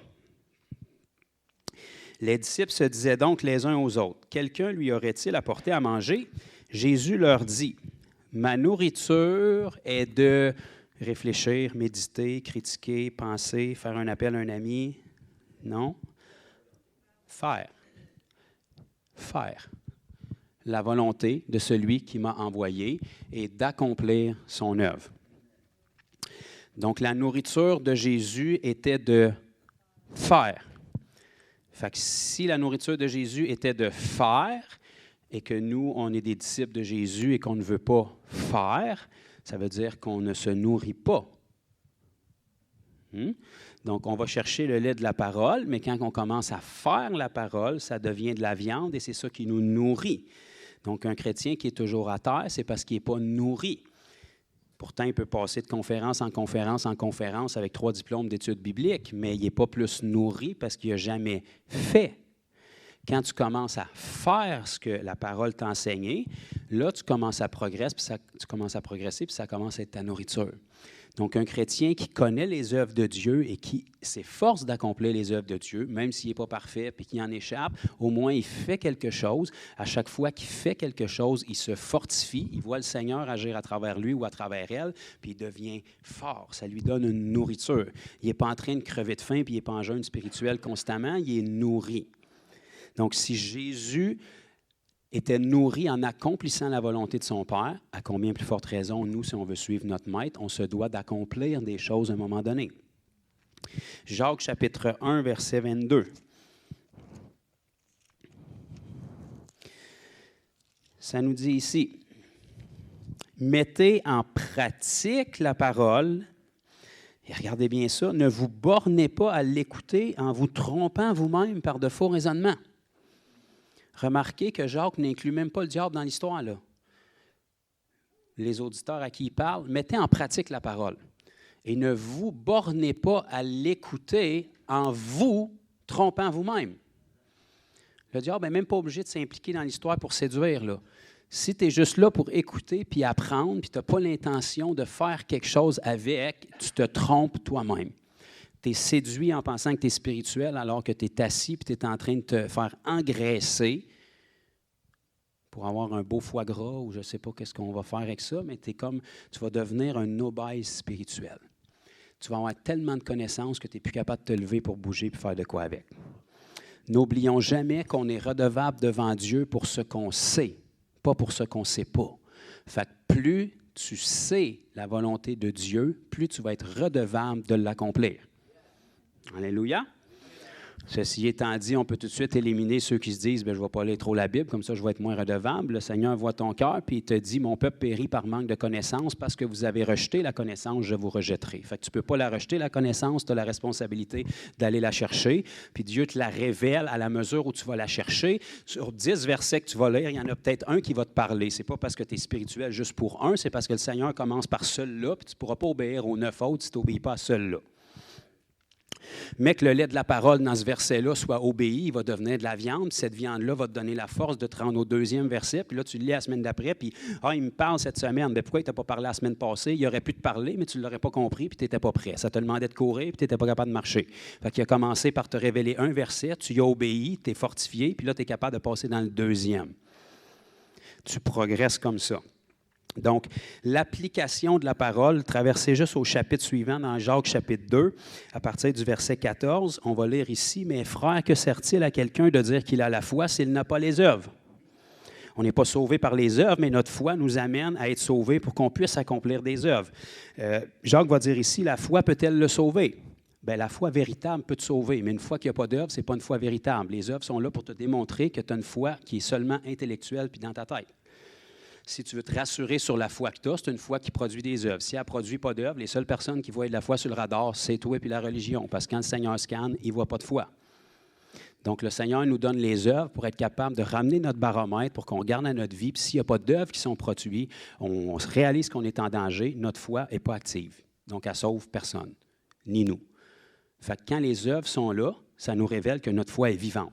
S'il n'y a plus d'œuvres qui sont produites, la foi est morte. Cette foi-là ne sauve pas. Fait que même si je séduis dans ma tête à penser que j'ai la foi, je me secoue et je fais quelque chose au plus vite. Généralement, la relation était négligée. Je retourne dans mon lieu secret puis les œuvres vont recommencer à sortir parce que quand on aime Jésus, on veut le faire connaître aux autres. Si un frère ou une sœur sont nus et manquent de nourriture de chaque jour, que l'un d'entre vous leur dise « Allez en paix, chauffez-vous et rassasiez-vous », et que vous ne leur donnez pas ce qu'il est nécessaire au corps, à quoi cela sert-il? Donc, dire à quelqu'un qui n'a pas de linge que Dieu l'aime, c'est vrai, mais donne-y du linge, puis ça va être une manifestation de l'amour de Dieu. Les inconvertis font ça. À combien plus forte raison, nous, on ne devrait pas. Il en est ainsi de la foi. Si elle n'a pas les œuvres, elle est morte en elle-même. Donc, quand même que tu as la foi remplie dans ton petit cœur, si ça ne change rien à l'extérieur dans ta vie, ça ne touche personne autour de toi. Le but de la foi, c'est de te transformer de l'intérieur pour que ça se manifeste à l'extérieur, pour que ça rejoigne ceux qui ne l'ont pas encore. Mais quelqu'un dira, toi, tu as la foi et moi, j'ai les œuvres. Impossible. Si tu as les œuvres sans la foi, c'est de la religion. Mais tu ne peux pas avoir la foi sans les œuvres. Aussitôt qu'il y a de la véritable foi, ça produit des œuvres. Verset 19. Tu crois qu'il y a un seul Dieu, tu fais bien. Les démons le croient aussi et ils tremblent. C'est pas ça de la foi. Veux-tu savoir, ô homme vain, que la foi sans les œuvres est inutile? Abraham, notre père, ne fut-il pas justifié par les œuvres lorsqu'il offrit son fils Isaac sur l'autel? Bien évidemment, la raison pourquoi il a offert son fils, c'est parce qu'il avait d'abord cru. Et sa foi s'est manifestée en œuvre. Comment est-ce que Dieu a su qu'il y avait de la foi? C'est parce qu'il est passé à l'œuvre. Et au moment où il est passé à l'œuvre, l'ange est intervenu. Puis il a dit, maintenant, je vois que tu crois. Mais ça a commencé par la foi. Mais de la foi, c'est invisible. Personne ne peut voir ça. C'est quand la foi génère des œuvres qu'on voit que la foi est vivante et qu'elle peut faire quelque chose. C'est pour ça qu'Abraham est devenu le père de la foi. Verset 22, tu vois que la foi agissait avec ses œuvres et que par les œuvres, la foi fut rendue parfaite. Ainsi s'accomplit ce que dit l'Écriture. Abraham crut à Dieu et cela lui fut imputé à justice et il fut appelé ami de Dieu. Donc, on veut tous être appelés amis de Dieu. Vous voyez que l'homme est justifié par les œuvres et non par la foi seulement. Donc, ça contraste avec ce que Paul nous enseigne, mais si on les agence les deux ensemble, ça veut dire qu'une foi véritable qui peut te sauver, c'est une foi qui produit des œuvres. Verset 25, Rahab, la prostituée, ne fut-elle pas également justifiée par les œuvres lorsqu'elle reçut les messagers et lorsqu'elle les fit partir par un autre chemin? Un exemple de plus dans l'Ancien Testament. Comme le corps sans âme est mort, la foi sans les œuvres est morte. Donc, notre foi doit générer des œuvres, doit nous mettre à l'action. Les œuvres, ça, c'est vaste, là. Ça peut être des choses naturelles comme vêtir quelqu'un qui en a besoin, comme nourrir quelqu'un qui a faim, comme prier pour quelqu'un.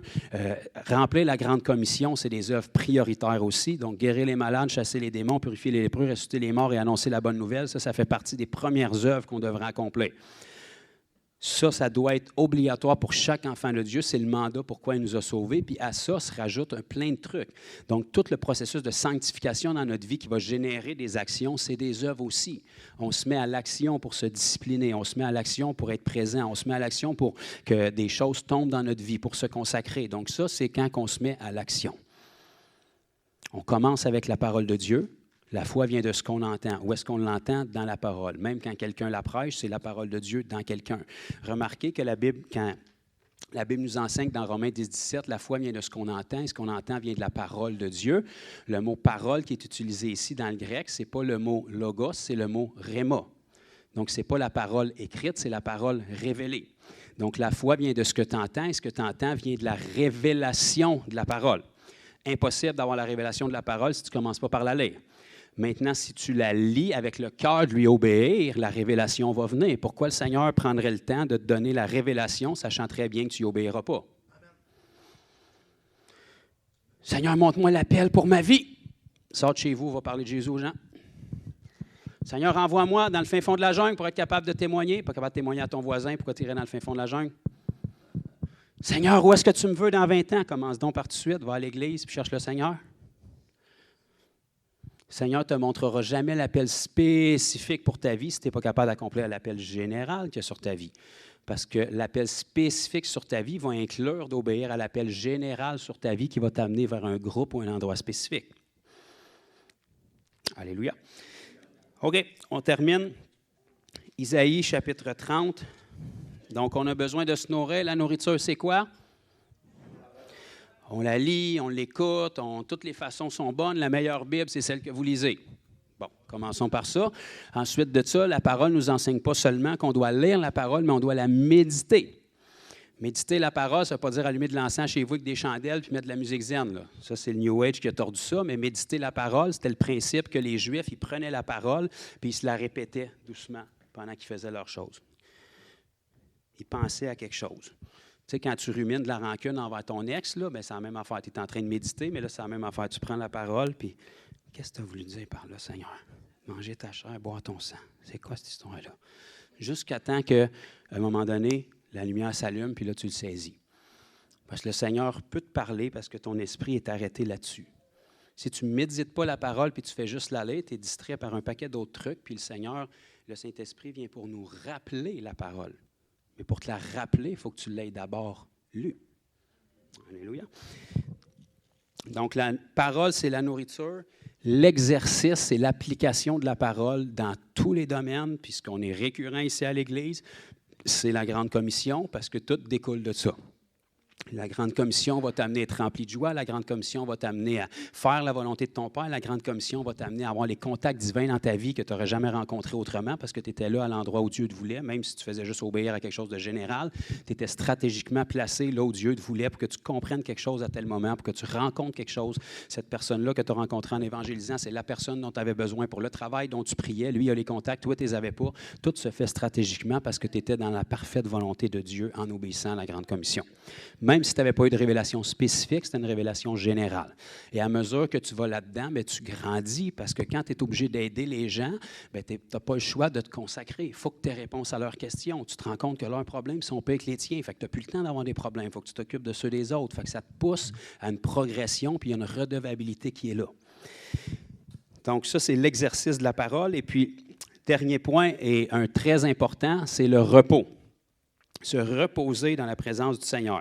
Il y a un temps pour donner, il y a un temps pour manger, mais il y a un temps pour se reposer. Jésus, à l'âge de 12 ans, débattait déjà avec les religieux sur la parole. Donc, forcément, il fallait qu'il l'ait appris entre-temps, la parole. Ça veut dire qu'il a dû lire les livres de la loi à cette époque-là qu'il y avait comme Bible, comme nous, on a besoin de la lire. Jésus n'est pas né ici-bas, fœtus qui est sorti de Marie avec la pleine connaissance de l'univers. La Bible nous enseigne qu'il grandissait en sagesse et en grâce. Donc, il apprenait. Il a dû étudier les livres saints. Il a dû apprendre que quand il lisait ça, l'Esprit lui révélait bien, que c'était de lui que ça parlait. C'était lui le Messie, c'était lui le Sauveur qui devait venir. Il a progressé comme ça. Donc, ce Jésus-là, on a besoin de prendre du temps de repos avec lui comme lui faisait.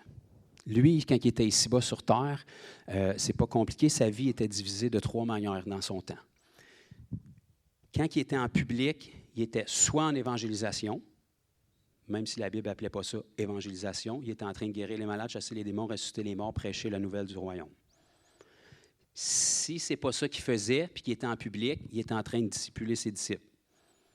Il était en train d'être dans un groupe plus restreint avec eux où est-ce qu'il leur enseignait des choses qu'il ne pouvait pas enseigner aux autres parce qu'il savait que c'est eux qui allaient porter son message.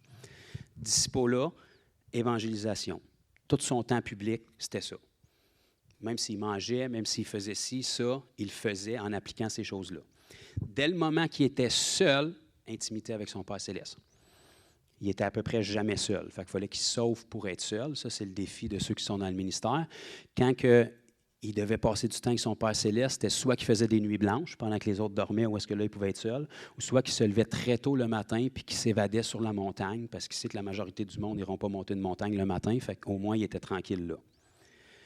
Il y avait du temps de repos avec son Père céleste, où est-ce que là, il chargeait ses batteries puis il recevait les directions pour que dès le moment où il allait être en public, les problèmes commençaient.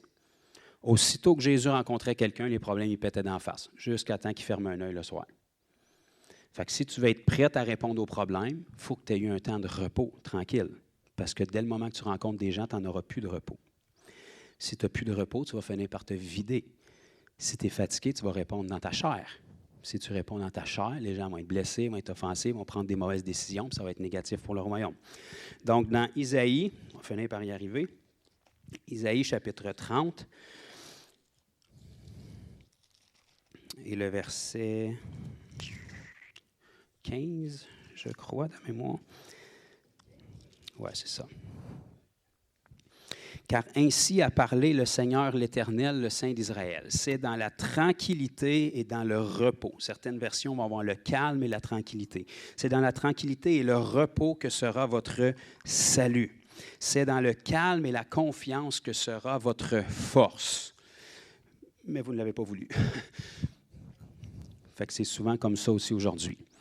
Une des choses les plus difficiles pour un enfant de Dieu, c'est d'être capable de se calmer et de rien faire avec le Seigneur. On est tellement dans la performance parce qu'on ne saisit pas bien notre identité qu'on va essayer d'impressionner Dieu puis de lui montrer qu'on l'aime. Il y a un temps, bien évidemment, pour faire des choses. Si tu ne fais rien, arrête de dire que tu l'aimes. Mais il y a un temps aussi pour être capable d'être bien seul à seul avec le Seigneur où tu réalises que même quand tu es assis puis tu ne fais rien puis que tu es volontairement dans sa présence, c'est toi qui as initié ça. Tu es autant aimé que quand tu veilles le monde en envers, là. En fait, assis dans sa présence, à rien faire, tu es autant aimé que quand tu étais dans tes pires creux pécheurs. Son amour n'a jamais changé pour toi et ne changera pas. Même ceux qui vont périr dans le lac de feu et de soufre pour l'éternité sont des gens aimés de Dieu. La seule différence, c'est qu'ils ont rejeté son amour et qu'ils ne l'ont pas aimé en retour, donc Dieu doit honorer leur décision. Mais son amour est le même pour eux que pour nous. Donc, quand on réalise que l'amour de Dieu est le même pour nous, qu'on soit en train de virer le monde en envers et de sauver la planète, ou quand on est tout seul dans notre chambre tranquille, où est-ce que ce n'est pas impressionnant, ça ne vous donnera pas de médaille et de trophée, mais que vous prenez de votre temps pour être seul à seul avec lui. Soit dit en passant, on lâche la Bible, on ferme la louange, puis on arrête d'être spirituel, on se ferme la trappe, puis on le laisse agir. Là, vous allez voir que ça, c'est difficile. C'est insupportable pour un être humain de rien faire, puis quand tu es chrétien, c'est insupportable pour ta chair d'être devant Dieu puis de t'attendre à un être que tu ne vois pas puis que tu n'entends pas la majorité du temps. Ta tête va s'exprimer de toutes les voies possibles pour essayer de te convaincre que tu perds ton temps.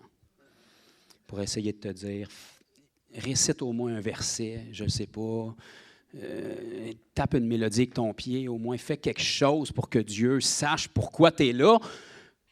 Comme s'il ne voyait pas, mettons, ton cœur et tes pensées. Dis-y au moins que tu es là.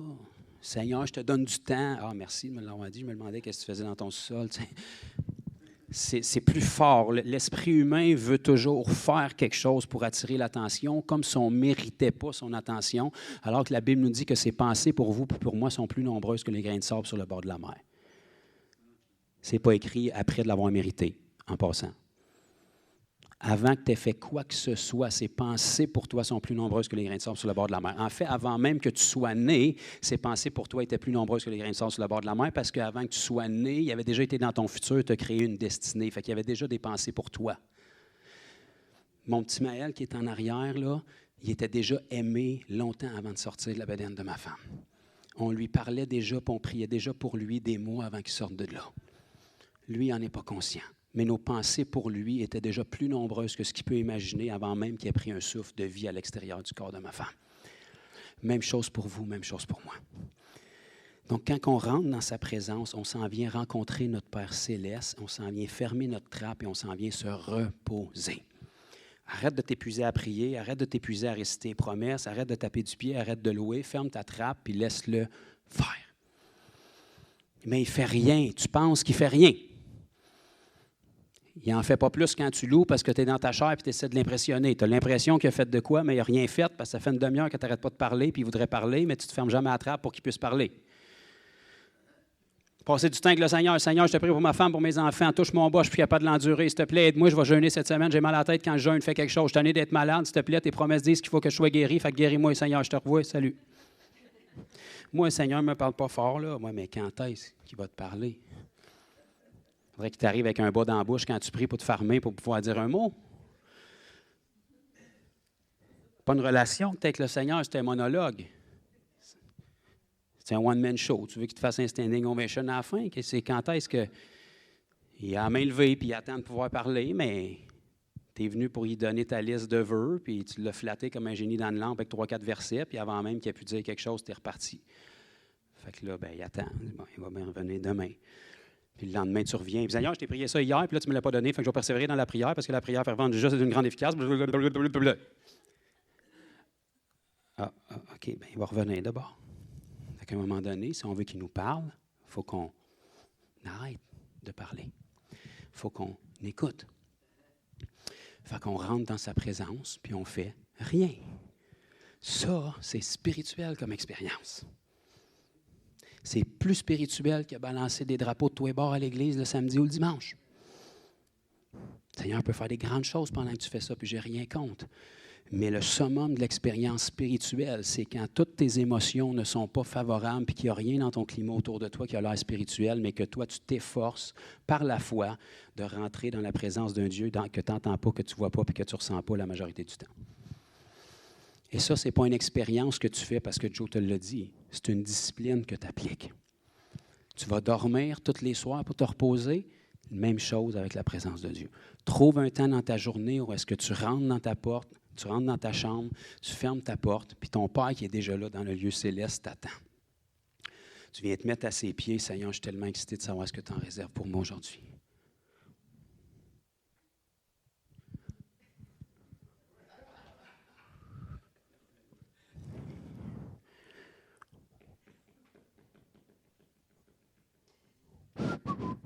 Caroline, c'est sale ici. Ça fait longtemps qu'on n'a pas lavé ça.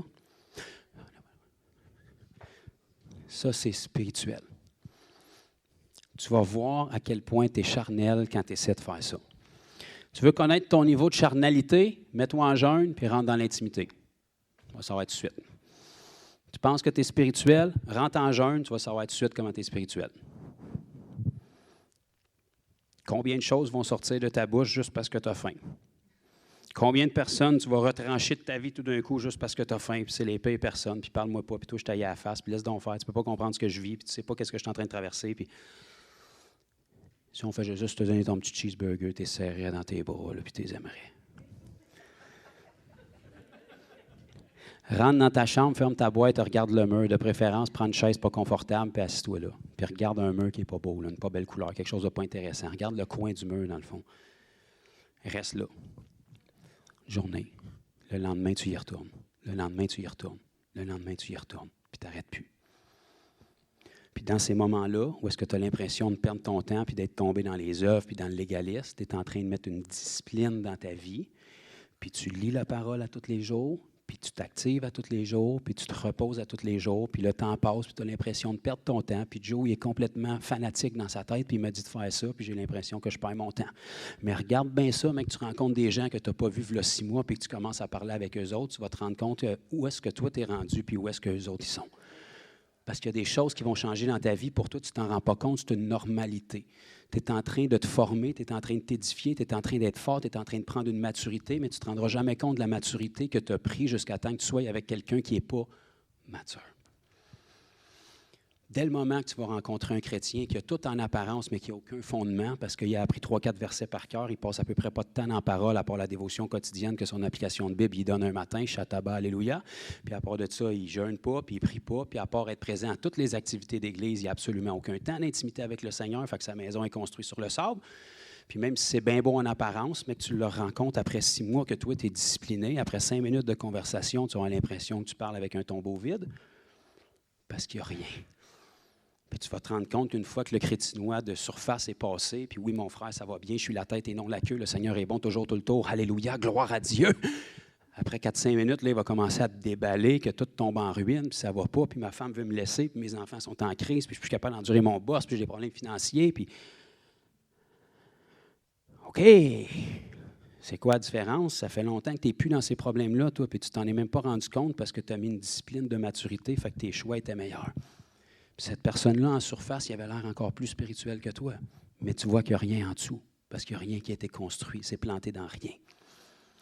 Donc, c'est vraiment au fil du temps qu'on construit notre homme spirituel. Puis c'est quand on entre en contact par après avec des gens qui n'ont pas eu cette pratique-là, que là, on réalise comment le Seigneur nous a fait traverser du chemin. On rencontre des chrétiens qu'on connaissait il y a 1 an, il y a 2 ans, puis quand on était avec eux, bien, on ne se rendait pas compte parce que tout le monde est pareil. Des tièdes, ça se tient avec des tièdes. Mais dès le moment que tu commences à être bouillant, tu ne t'en rends pas compte que tu es bouillant jusqu'à temps que tu sois avec des tièdes. Parce que quand tu es bouillant, tu es avec du monde bouillant, fait que tout le monde est bouillant, fait que tu penses que tu n'es pas mieux que les autres. Puis tu n'es pas mieux que les autres. Mais quand tu retombes avec du monde tiède, tu te rends compte que tu as déjà été comme ça, puis tu ne t'en rendais pas compte. Tu te rends compte qu'il y a du compromis, puis c'était une normalité à une époque, mais là, pour toi, aujourd'hui, c'est juste impensable. C'est même pas un combat, ça fait même plus partie de tes pensées. De la même manière que quand Moïse a passé 40 jours pendant 2 fois sur le mont Sinaï, où est-ce qu'il était dans la présence du Seigneur, puis qu'il était transformé sans le savoir à lui, à part recevoir un cours d'orthographe sur des tablettes de pierre, il ne savait pas trop qu'est-ce qui se passait là.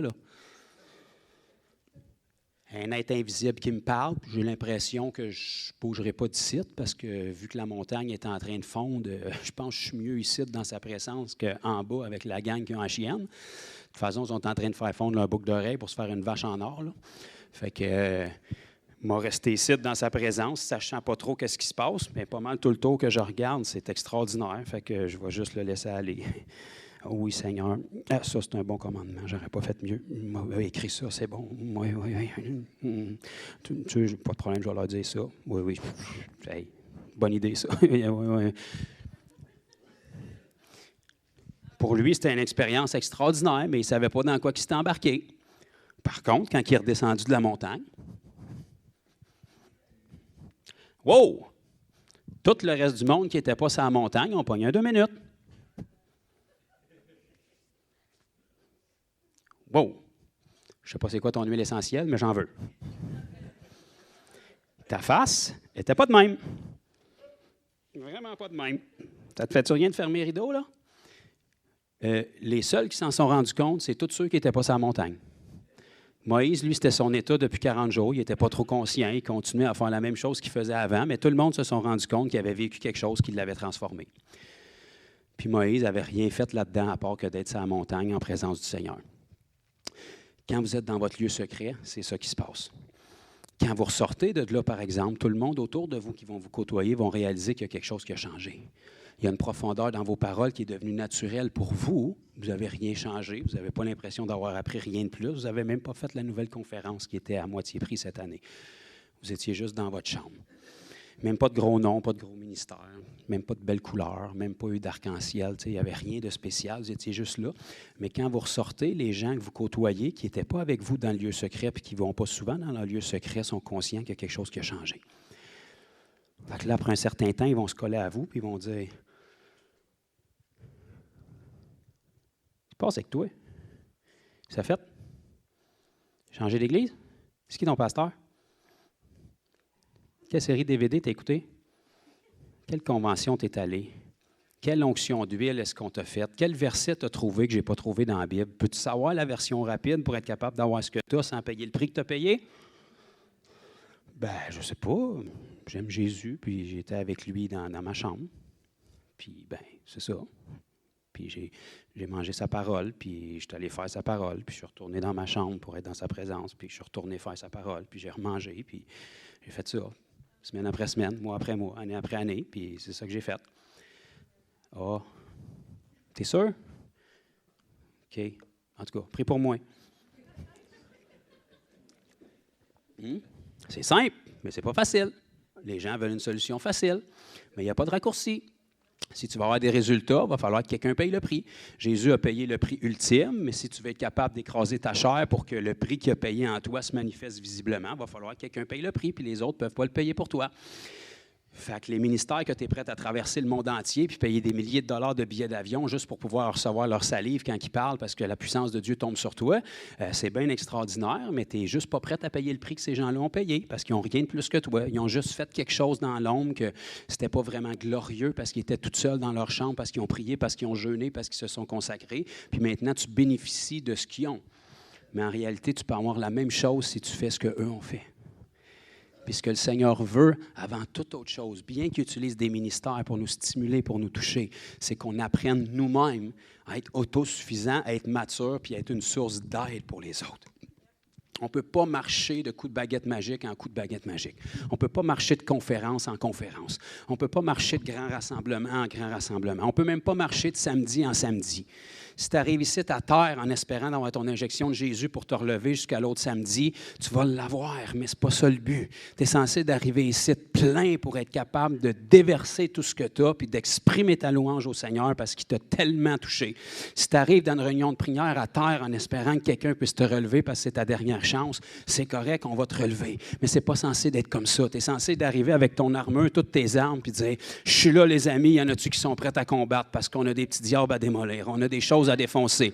On a la volonté de Dieu à parler. Ce qu'on va lier sur la terre sera lié dans les cieux. Ce qu'on va délier sur la terre va être délié dans les cieux. » Dans le fond, ce qui se passe dans notre nation, c'est nous autres qui le décident. Fait qu'on se met ensemble pour décider quelque chose de bon. On parle dans le monde physique, les choses spirituelles, puis on construit notre futur. Ça, c'est de l'intercession. Ça, c'est de la prière. Venir à l'Église, c'est pas exposé d'être ici pour avoir une injection de Jésus, puis on se relève, puis on continue. Si tu es nouveau, c'est correct, ça va arriver. Mais on est censé devenir ici, pareil comme qu'on arrive au gym. On le sait qu'on va avoir mal, on le sait que ça va fesser, puis on le sait que ça va produire quelque chose. Mais après le « ouch », puis il n'est pas fin, puis j'aurais pas dit ça comme ça, bien, on se rend compte le lendemain, puis le surlendemain, « Hey, ça semble porter des bons résultats, fait que je vais retourner me faire tapocher. » C'est ça l'Église. C'est un gym. Mais dans un gym, vous allez remarquer que autant ça fait mal, autant ça pue, puis autant le monde ne sont pas tous beaux à regarder, il y a une communauté qui est là. Quand tu envoies un forcé puis qui est à terre, tu vas aller l'aider puis tu vas l'encourager parce que tu forces toi aussi. Mais ceux qui ne forcent pas, qui voient les autres à terre, ils ne vont pas aller l'aider. Ils vont dire « Moi, je ne ferais pas ça de même. » C'est sûr, c'est pour ça que tu ne le fais pas. Il n'y a personne qui fait quelque chose qui juge ceux qui le font. Quand tu fais quelque chose, tu as de la compassion pour ceux qui le font parce que même s'ils font des erreurs, tu te rends compte que c'est justifié parce que toi aussi, tu l'as essayé. Tout le monde sont des professionnels au hockey tant qu'ils sont d'un gradin.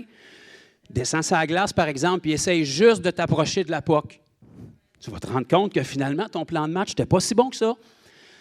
Hein? Ça tenait la traque d'un gradin quand tu es assis à peu près à 75 pieds de la game, mais quand tu es sur la glace avec un gars de 300 livres qui s'en vient sur toi, tout d'un coup, on dirait que tes pensées sont un peu moins fluides. Tous ceux qui critiquent, c'est ceux qui ne sont pas impliqués. Mais quand tu es impliqué, tu n'as plus le temps de critiquer parce que tu en as juste assez pour ta survie, puis quand quelqu'un ose faire quelque chose, tu vas aller lui donner une bonne tape dans le dos. Merci d'être là. Si tu n'étais pas là, je serais tout seul. Là, on change notre perspective et on a un objectif à atteindre, puis on utilise les outils que le Seigneur nous donne pour atteindre cet objectif-là. Mais ça, ce n'est pas compliqué. Si on veut être capable de réaliser quelque chose dans l'unité puis avoir une force d'impact dans la nation que Dieu nous a placée, on ne peut pas dépendre de superstars qui sont ici et là. Les gens qui ont une grâce de Dieu, qui ont un don ministériel, sont là pour perfectionner le corps parce qu'on a besoin que tout le corps soit fort. Quand tu vas à la guerre, même si toi, tu es le meilleur des soldats, tu t'arranges pour vérifier c'est qui est dans ton peloton. Puis si tu en vois un qui n'a pas dormi depuis une semaine puis qui n'a rien mangé, c'est tout à ton avantage d'aller le voir et de dire « Garde là, Tu fais ce que tu veux avec ta vie, là, mais c'est parce que c'est toi qui es supposé d'avoir mes arrières demain. Là. Fait que dans l'état où est-ce que tu as de la misère à te traîner, là, ça serait le fun qu'on se renligne un petit peu parce que demain, ça va fesser. Sois pas surpris, mais que ça fesse. Ça va fesser. Là. On a besoin d'être tous là. Puis si c'est moi qui en perds un bout, j'ai besoin que tu me prennes pour me transporter, pour qu'on continue puis qu'on se rende. Fait que c'est important que chaque membre du corps de Christ soit fort. Une église, c'est pas ça. C'est pas une superstar qui est en avant, les 2 premières rangées de personnes qui sont impliquées, qui réussissent à garder leur feu, qui sont là, puis tout le reste qui sont rendus tièdes parce qu'ils ont l'impression qu'ils n'ont pas de tâche dans l'église. Je vais te dire une affaire, puis je vais péter ta bulle tout de suite. Je ne veux pas que personne soit ici pour aspirer à une tâche dans l'église. Mon but, c'est que vous aspiriez à remplir la grande commission. S'il y a une tâche supplémentaire qui se rajoute, c'est du bonus. Je ne veux pas que tu pries là-dessus, puis je ne veux pas que ce soit tes aspirations. Personne ne va avoir une tâche dans l'Église s'il ne remplit pas la grande commission, premièrement, puis il ne porte pas du fruit par sa vie.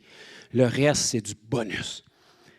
Si nos priorités ne sont pas aux bonnes places, peu importe la tâche que tu vas obtenir, ça va devenir ton identité. Puis tu vas jauger ta relation avec Dieu par l'appréciation que les gens te donnent dans ce que tu accomplis, dans le talent que Dieu t'a donné. Les gens, en fait, qui ont une tâche dans l'Église, c'est ceux qui n'en cherchaient pas, parce qu'ils étaient trop occupés à servir le Seigneur. On met le focus à la bonne place. Puis après ça, on est capable de rajouter des choses. Mais on n'oublie pas que notre mandat premier, c'est sauver la nation dans laquelle il nous a placés. Puis quand on fait ça, on réalise qu'on a besoin de toute l'aide possible. On a besoin de chacun de nos frères et sœurs. Puis on a besoin de ne pas perdre nos soirées à débattre sur des points secondaires. On a besoin de dire, il y a des choses prioritaires avant ça. Puis je peux te dire que les conflits doctrinaux qu'on peut avoir en ce moment, là, si tu fais juste rajouter 2 heures de vie chrétienne active dans ta semaine, on ne les aura même plus la semaine prochaine. Parce que tu vas avoir trop de conseils à me demander pour savoir comment prendre soin de tes 3-4 chums qui veulent entendre parler de Jésus et qui sont intéressés parce que tu es tellement habitué d'avoir des refus que tu ne sais pas quoi faire avec quelqu'un qui est intéressé maintenant. Hein? T'es sérieux? Arrête de me niaiser, là. Tu veux venir à l'église? À mon église? Attends, à mon église, je n'avais même pas l'intention d'y aller. Attends un peu, là. Mais pourquoi tu veux venir à mon église, au juste? Bien, ça m'intéresse, ton Jésus. Tu as de l'air heureux depuis que tu l'as. Oui. Oui, je suis heureux. Ben oui, alléluia, je suis chrétien, moi. OK. Peux-tu m'en parler de ton Jésus? Ben, mon pasteur, écoute, il est spécial. Il faut que tu comprennes. Hein, il a un bon cœur. Bon, en tout cas, c'est pas le meilleur pour véhiculer les choses, là, mais il y a des informations qu'il peut te donner, par exemple. Là. Ou tu as l'option d'être formé, puis quand ton ami te dit « il m'intéresse ton Jésus », bon choix, tu vas te sauver bien des problèmes. Viens avec moi, on va prendre un café, puis je vais t'en parler de Jésus-là. Amène ton petit saut en même temps, parce qu'on va sauter dans l'eau après, parce que la conviction du Saint-Esprit est sur toi, mais que tu entendes le message, puis on va aller te baptiser.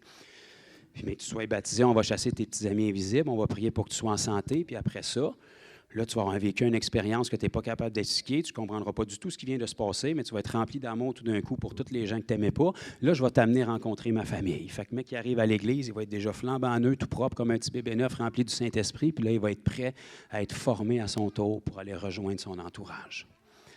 Ça, c'est le fonctionnement d'une église biblique.